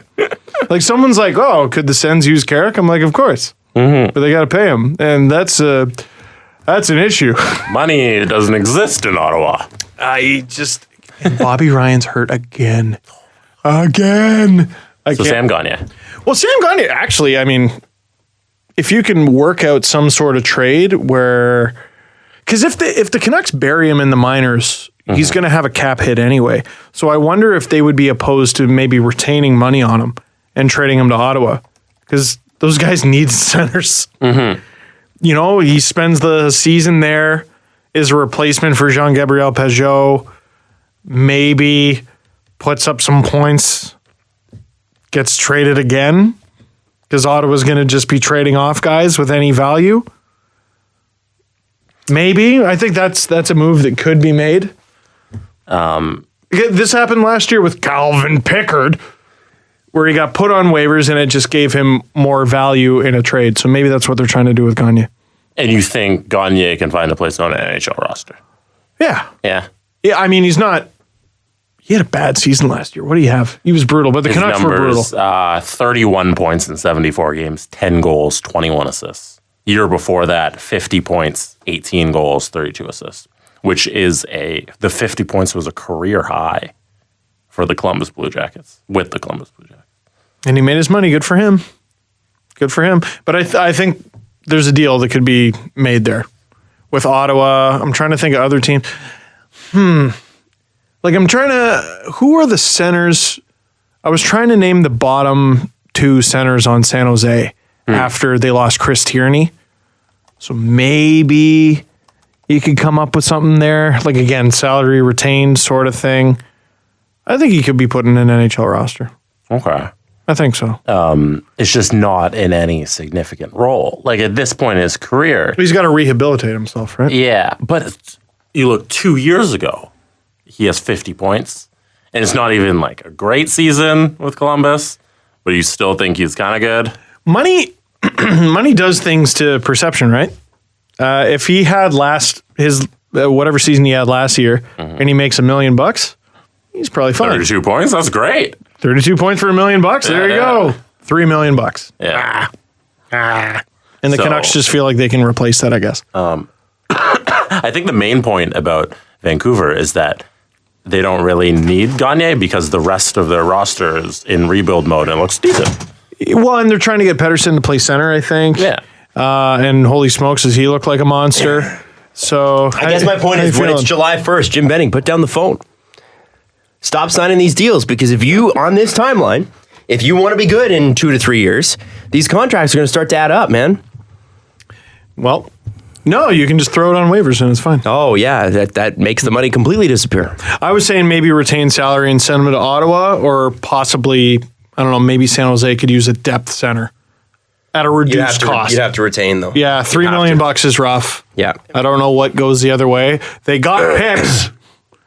Thanks, Mike Hoffman. I wonder if Columbus takes a flyer because before that, he'd had a resurgent year in Columbus under Tortorella. I wonder if they go, hey, listen, we'll take him at a reduced cost the next 2 years and see if he's still got gas left in the tank because there was a good fit there. Could be interesting. Wow, 2 years left? Is that the issue? Okay, so that's a bit of a problem. It's this year and next, $6.2 million over those 2 years. Yeah, it's a bit of a problem. That's a bit of a problem. Yeah. Might have to spend some time in the minors. Pontus Aberg, out in Edmonton. Claimed by Anaheim. I don't have much of an opinion there. I was surprised he had so much trouble making the Oilers. He looked so good in Nashville. He did. And I wonder if, part of it, didn't he get suspended right away when he got to net because he missed curfew or he was out partying or something like that? Right. Missed a practice. We did cover that. So he may have a partying thing going on. And I'm not saying he's got some sort of issue. He just might be like a guy that, occasionally is careless and, people in their early 20s tend to be. Well, and I was about to say, Anaheim, California, but you can get up to trouble in Edmonton. You can get up to trouble anywhere if you look for it. Yeah, ask the 80s Oilers how much fun they had in Edmonton. Is there a reason Nick Ritchie hasn't signed yet? So he's another one of the RFAs. It's only those two, Nylander and Ritchie. I haven't heard a bloody thing about Nick Ritchie. Because he's going to make what? Max? $3 million? 2.1, 2.2. So I don't know. So where's the... If you're him, man, sign. Play games. I don't know what the issue is there. The Ducks, I haven't looked at the list of guys I'm glad the Leafs never drafted. Lawson Krause, Nick Ritchie. But he's a hometown boy. So is John Tavares. I'll take that. Nick Ritchie is more Toronto than John Tavares. Orangeville's Nick Ritchie? How dare you? From the Toronto Marlboros Triple A team? Listen, there's a kid. He's big. And he's a kid. Don Cherry He's a big kid. A lot about him. He did. Talked a lot about him. And I was sitting there so anxious in Philadelphia going, the Leafs could have Ehlers or Nylander. And they're going to draft Nick Ritchie. And imagine my surprise when they picked Nylander. I was shocked. Yep. I was shocked. That was like the beginning of a new era for me. And then they had the 14-15 season, and it was not a new era yet. Someone tweeted me, they're like, oh man, I'm watching a bunch of your videos from 14-15. I would literally just look around my basement, look around the house, and grab things and riff on them because there was nothing to talk about. That was Jesse's first season with the show. Was Actually, it? no. The season before that was. No. Wasn't it? Where Horacek. You were there for Horacek, which was the year before that. I think you were. Was 14-15 Because you joined at the beginning of a season. No, that was Randy started as a coach, right? I think it was the beginning of 14-15. I don't remember. It has to be. Has to be that because we started 13-14. It was because I had just gotten married. And I just got my job at Sportsnet. Yeah. And Chris called me up and he's like, hey, I got something to tell you. And I'm like, I got something to tell you. And I was going to tell him I got my job at Sportsnet. And he's like, I'm leaving the show. I'm like, oh. I found out the same day. So it was definitely the 14-15. Yeah, sounds about right. So that was such a bummer. Yeah, well. But the... Did you ever tell that story on the show? No. I don't think so. It's in the book. More in depth. Well, you called him about that for the book, so I'm sure he's fine with that. Yeah. I spoke to Which is available for pre-order. It is. Have we talked about that on the show? No. It's available for pre-order. Scott Wheeler was the guy that figured it out first. Oh my God. Yeah. So I didn't go to a cottage this summer. I'm finally there, and I just see this tweet linking to my book, and I'm like, my book's up. I didn't know it was available for pre-order. So Why is Scott Wheeler randomly searching your name on Amazon? great. I don't know what he typed in to find it because Dangle. I didn't tell anyone the title of the book. The title is "This Team is Ruining My Life," in brackets, but I love them. How I Became a Professional Hockey Fan. It's a bit of a long title, but it's available on ecwpress.com, amazon.ca.com, .co.uk or whatever the thing is. There's Barnes and Noble, and there's another So where you can buy it? sort of website. If you can find a store it's not in, let us know. We'll figure it out. We'll put it in that You store. literally just named off bookstore. It's like, Steven. It's like, hey, I got this new Ford coming out. You can buy it at all these Ford dealerships. Let me go through all of them in the greater Toronto area.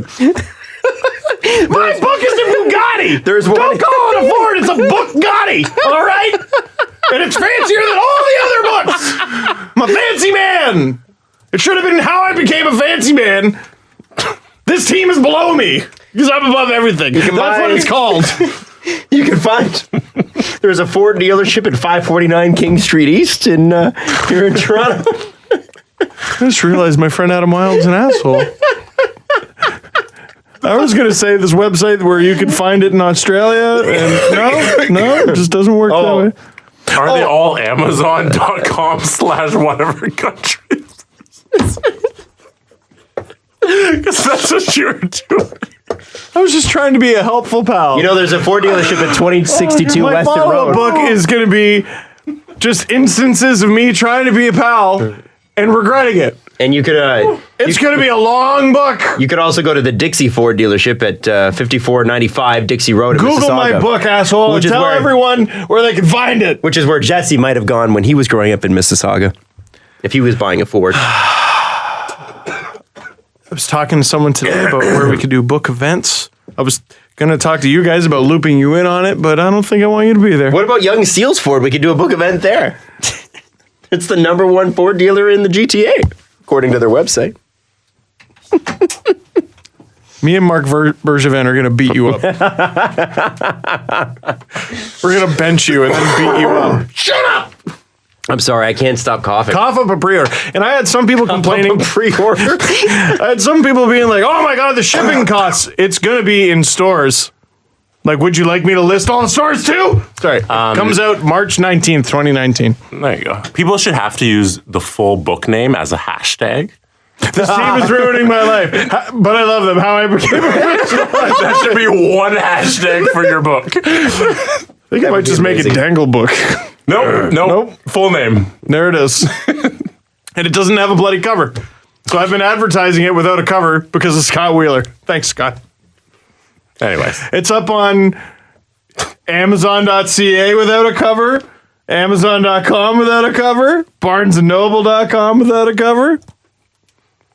You're a jerk. What's the next There's a hockey Yorkdale thing? Ford. If you'd like to buy a Ford in York, you so much. What's the next Yorkdale. hockey thing we're going to get to? If you can conference. find parking. Wonderful. Aaronwood Ford. They're #1 in customer service. I've heard of that. Well, they Aaronwood advertise. Ford? I think they advertise with Rogers anyway.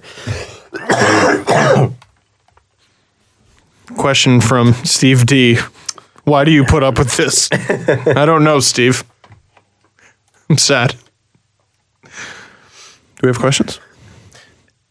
We didn't talk about Tom Wilson. Oh, man, I dear. forgot.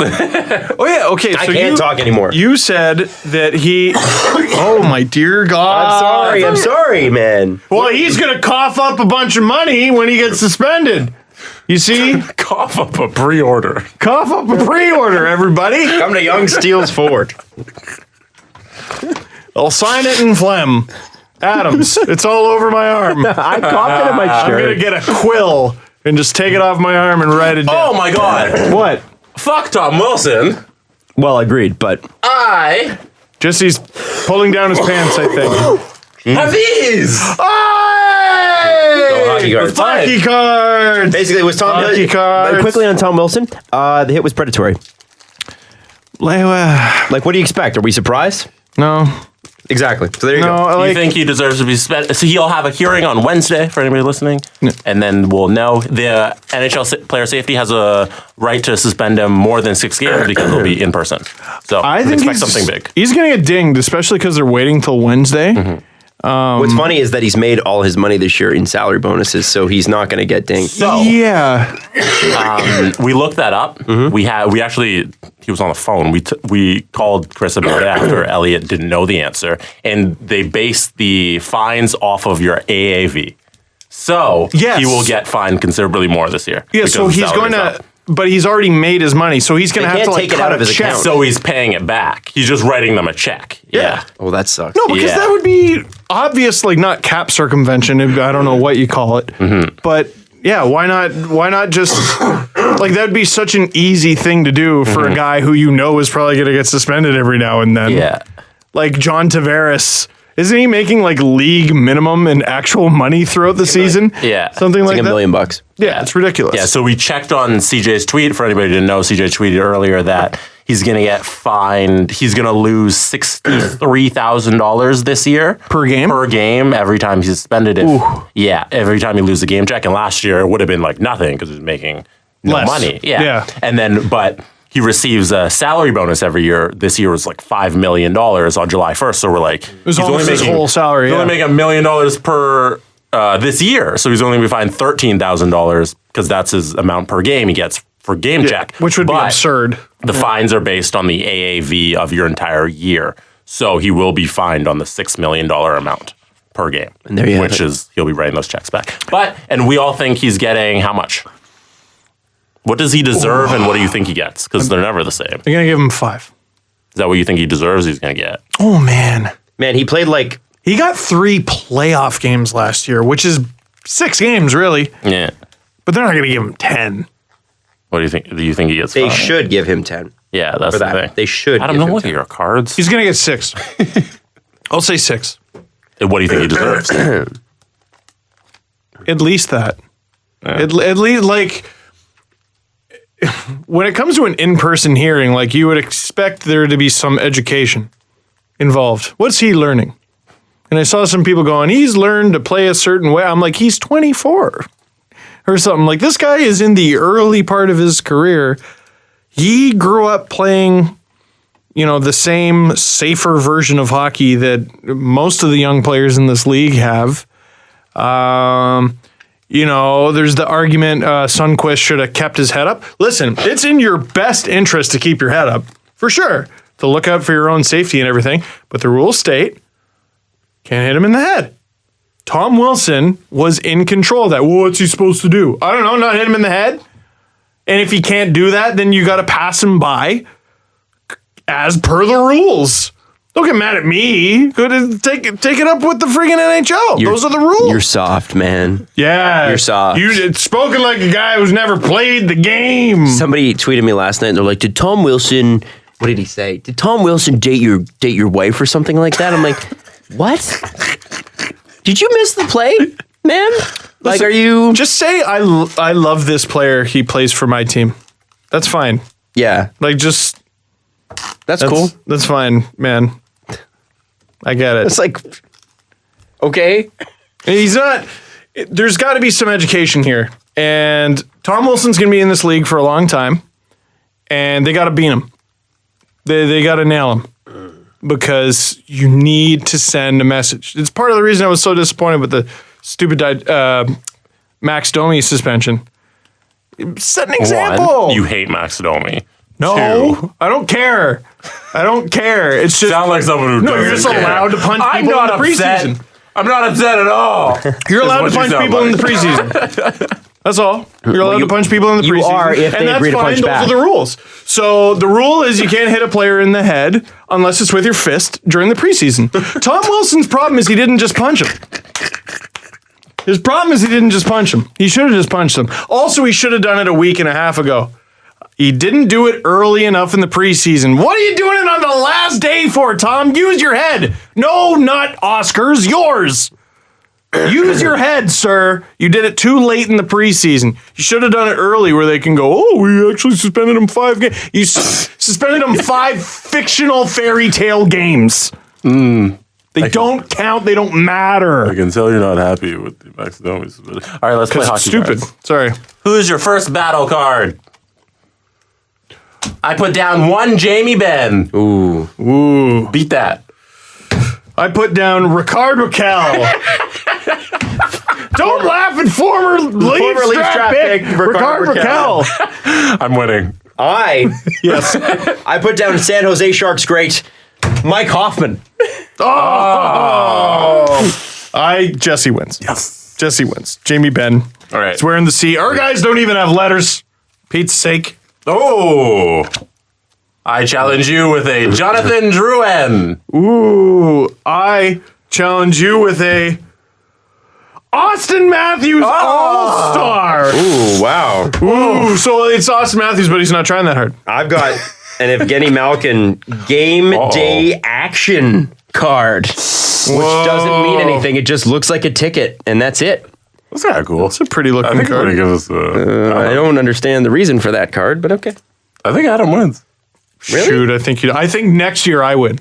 Yeah, but I think history is on Malkin's side. Yeah. He almost won the Hart last year. Yeah, it's pretty hard to argue that. Gino. I already lost this one because he plays for Detroit and his name is Anthony Mantha. Anthony Mantha has a Tim Hortons card? Detroit is going to be bad. Well, no, the reason he's got it. No offense. There are Tim Hortons in Detroit, though. That's why. Oh, there you go. They have to play to that a little bit. Alrighty. I answer back with Connor Hellebuck. Oh, that's pretty good. It's not bad. Vezina nominee? Yeah. But it's Went to nothing. Pecorino. On future Leafs great, Artemi Panarin. All right. Adam's got 2. Adam wins. I have You got 0? I zero. got 1. Also, thank you for taking over the show for a little bit. The less I talk, the less I cough, apparently. That's Sorry going to about all the drive a coughing. few people nuts. The Presser. SDP. The Steve Dangle Press Conference.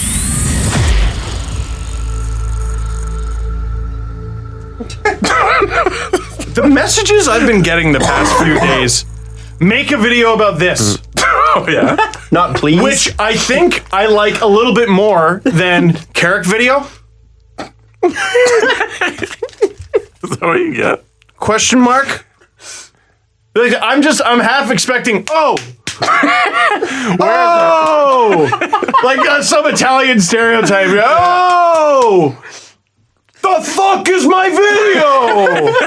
Oh, I'm sorry to let you down. Do you I'm know trying. that you saying this will incite my more God. tweets? At least. Now people the genuine will. ones will be buried in the comedy, and I'll be able to I hope laugh it'll be at funny, it. like Michael Nylander video. No, and like I never want to go back at those people because I'm like they're just excited, Yeah. and they don't realize how incredibly rude they're being. Just tweet Steve Gary Volk video. Hey shithead, Hey, shithead. Anthony Mantha video? hey stiff Dangle. Nope, maybe not. no, hey idiots. No, Maybe not. not. It's like Homer Jr. Well, there it is. There forever. He said, I could have named you Homer Jr. The kids can call you Hoju. It's a very famous Simpsons line. Art, Bart, Cart, Dart, E-Art. Not fun. Anyways. Yeah, no, I've been getting a lot of those. I've also been getting a hockey guy, or the hockey guy makes more videos than you. There's a YouTube channel. A hockey guy is a machine gun, and I can't keep up at that pace. I got other stuff going on. If I had a flaw, it's not lack of damn content. 2 channels. I own the podcast. I write stuff. I got a friggin' book coming out. Get off my case. I'm trying. Also, ice surfing. Haven't talked about tell that. everyone. Yeah, what is that? Hey, so that's going to be a cool thing. Does it involve surfing? Hashtag ice surfing. Yeah, sort of. Apparently, it's something like what the NFL does with something. What is it, Red Line? It's called? Or is Red it- Zone. Red Zone. Sorry, I don't freaking know. I don't watch football. There are a lot of red lines in football. Yeah, I don't know. That's why I was confused by the name. Chris D'Elia? Colin D'Elia. Anyway, listen. Red line? I'm doing a thing, and you're going to vines? like it. Licorice? Red Vines? Instagram? Snapchat? Wine, delicious. I like wine. Anyway, ice surfing. you can drink wine while watching ice surfing. So what we're going to do is we're going to stream games on Sportsnet's Twitter, and you're going to be able to watch them. And we're going to show a few minutes. I don't know how long, something like 10. We're going to be following the action of whatever, some of the highest demand games are. We're going to go back to the studio. It's going to be Jeff Merrick and Jason York. They're going to be talking. Every now and then they'll point at me and they'll go, Steve, what's hockey Twitter talking about? And that's how I involve you guys. And you'll say, Connor Carrick video? Connor Carrick video? Hey, Merrick, hosting? Hey, Merrick, throw to break? Actually, that's a great thing, though. We don't have breaks. I believe it's like a 3-hour broadcast commercial free. And you guys just talk. And no, it's mostly games, but we're going to come back to studio. We're going to talk. I'm not just going to be like, and here's the tweets and just show you, like, I'm going to debate you on it and stuff. I'm going to give my opinion on some of the things I see. Merrick's going to chirp me for it. And it's wicked. I get to work with, well, A, guy who used to play in the NHL, but B, Jeff Merrick, like, I called into his show in high school when he was on like Mojo Radio, and now he's my like coworker on a show. I think that's really, really cool. So you guys are going to enjoy that. Our first stream is October 9th. We're doing a rehearsal on Thursday, and I'll let you know if I suck. There you go. I'm happy for you. Thanks. It's awesome.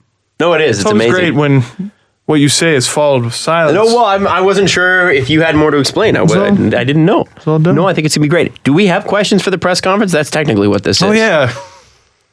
We can definitely get Sure, well, why not? Let's do it.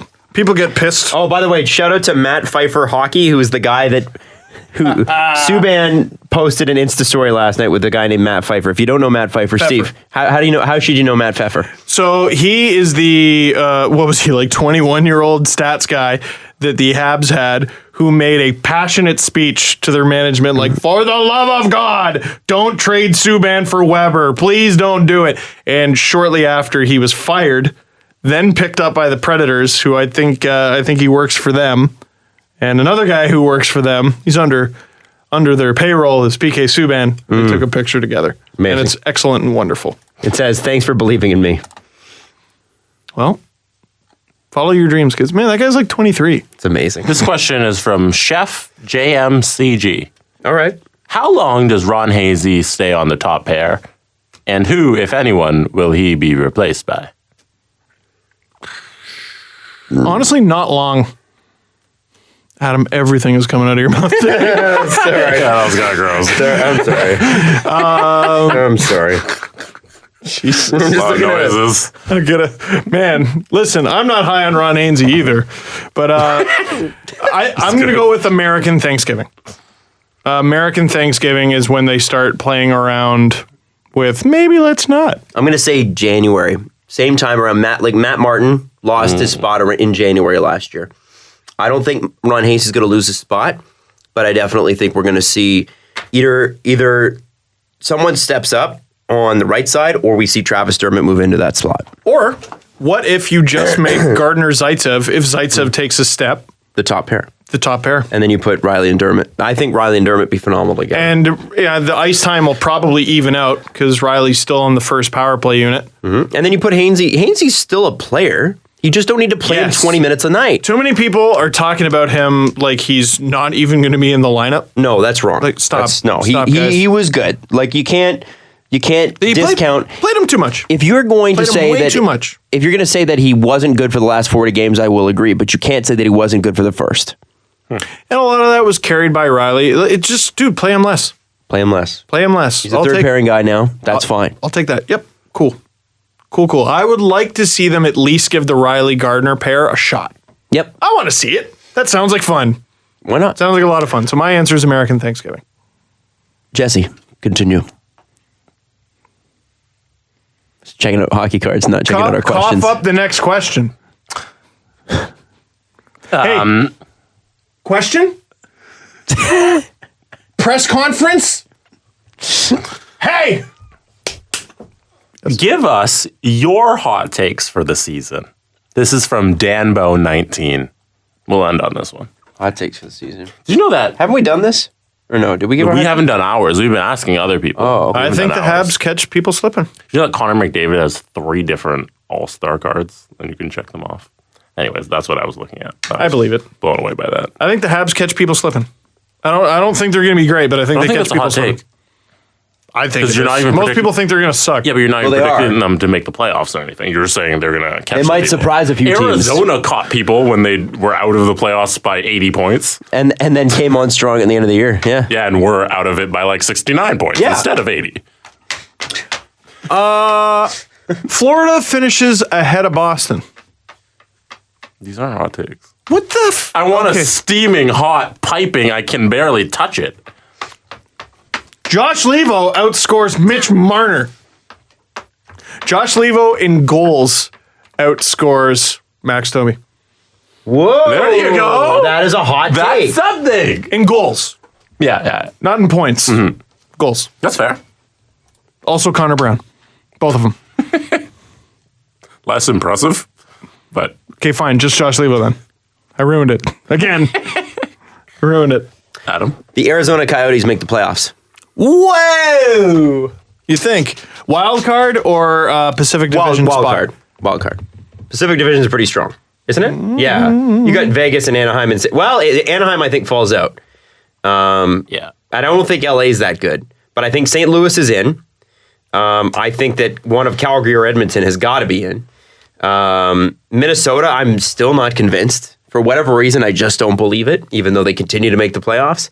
But I think Arizona makes the playoffs this year.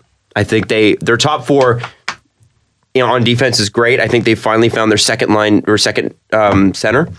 Derek Stepan is a good first line guy. They got the right wingers. I don't believe in Lawson Krause or Dylan Strome, but prove me wrong. But the rest of them are pretty good players. Dylan Strome, here's one. Dylan Strome will be a Calder nominee.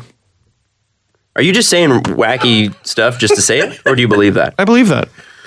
He's going to be a Calder nominee. So is that hot enough? He doesn't even believe it's real.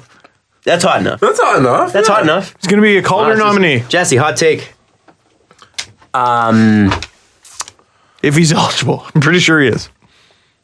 1 second, I get the name right. Colin D'Elia.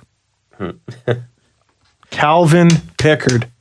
Speaking of Calder nominees, Andrei Svechnikov Svechnikov. in Carolina wins the Calder. Ooh. That's, He's going to be relied on heavily. He's going to need to score a lot of goals. If they make the playoffs. But so is Darlene in Buffalo. He's going to be 18 on a mediocre team. Going to win the Calder. I think Darlene might disappoint a little, but he will be far and away the best player in this draft. Of all teams you'd pick to catch teams slipping, how have you not said the Sabres? Because I don't think that's not a hot take at all. Most people have been like, "Oh yeah, Buffalo." Like that was something from the Emily Kaplan thing. I think they contend for a playoff spot. Yeah, I think so. They're 8th or 9th. Yeah. For sure. Valentine's Day comes around and they're still in it. Yeah. For sure. No, I think we all see that. Yeah. Can I also say I still think Edmonton still sucks? That's my other hot take. I don't think they make the playoffs this year. Edmonton's a top 5 seed in the West this year. Which makes them a wild card team. I'm going to say Edmonton is still not very good, but they make the playoffs. I'm going to say they don't. Because it's a hot take, and I'm taking it. I'm not going to say he's going to be nominated for the Calder, but outside chance, Evan Bouchard. Oh. Is that it? Yeah. Yeah, he could. He's exactly the sort of player the Oilers could use, and I think he's still with them, right? I think he's going to make the team. Kyler Yamamoto's going to be fun to watch, too. I'm excited. He's going to be good. It's amazing what you could do with youth, speed, and players you've never heard of before or seen play. McDavid wins the Hart. Oh, Jesse. That's not a hot take, My man. goodness. Is it getting hot in here? Yeah. Or like, holy smokes. I think he scores more than 20 goals this year. Whoa. Connor McDavid, yeah. Slow down. Okay. Slow down. I think. All right. What's your Leafs only hot take? Putting him in like Alex Steen territory there, man. Yeah. You got to be careful. All right, Sorry. Leafs. What's your Leafs only hot take? Leafs only hot Steve, are you batting take. leadoff? Oh my goodness. Okay, I'll try. Zach Hyman turns into Anders frickin' Lee and bags 30 on all of you. No. Do you think he's going to bag 30? The Anders Lee put up 40, did he not? Yeah, but not right away. Took him a few years to build up Took to him that. a bit. Zach Hyman back's at least 20. Adam, where do you rank that on the hot take scale? Hot enough? I'm pretty sure his career high is like 11. Yeah. So. Zach Hyman? That's pretty hot. It's 15 twice. That's 15? That's a pretty hot take. 10 goals No, more 15 than once. Sorry. 10 goals more than his career high? It's 5 goals more, said- apparently. Oh, you said said 20? 20. If you said 25, it's a hot take. 25. Okay, 25. 25. Hot All take. right. There you go. There we go. Now we got a hot take. Jesse. Oh, I don't know. I think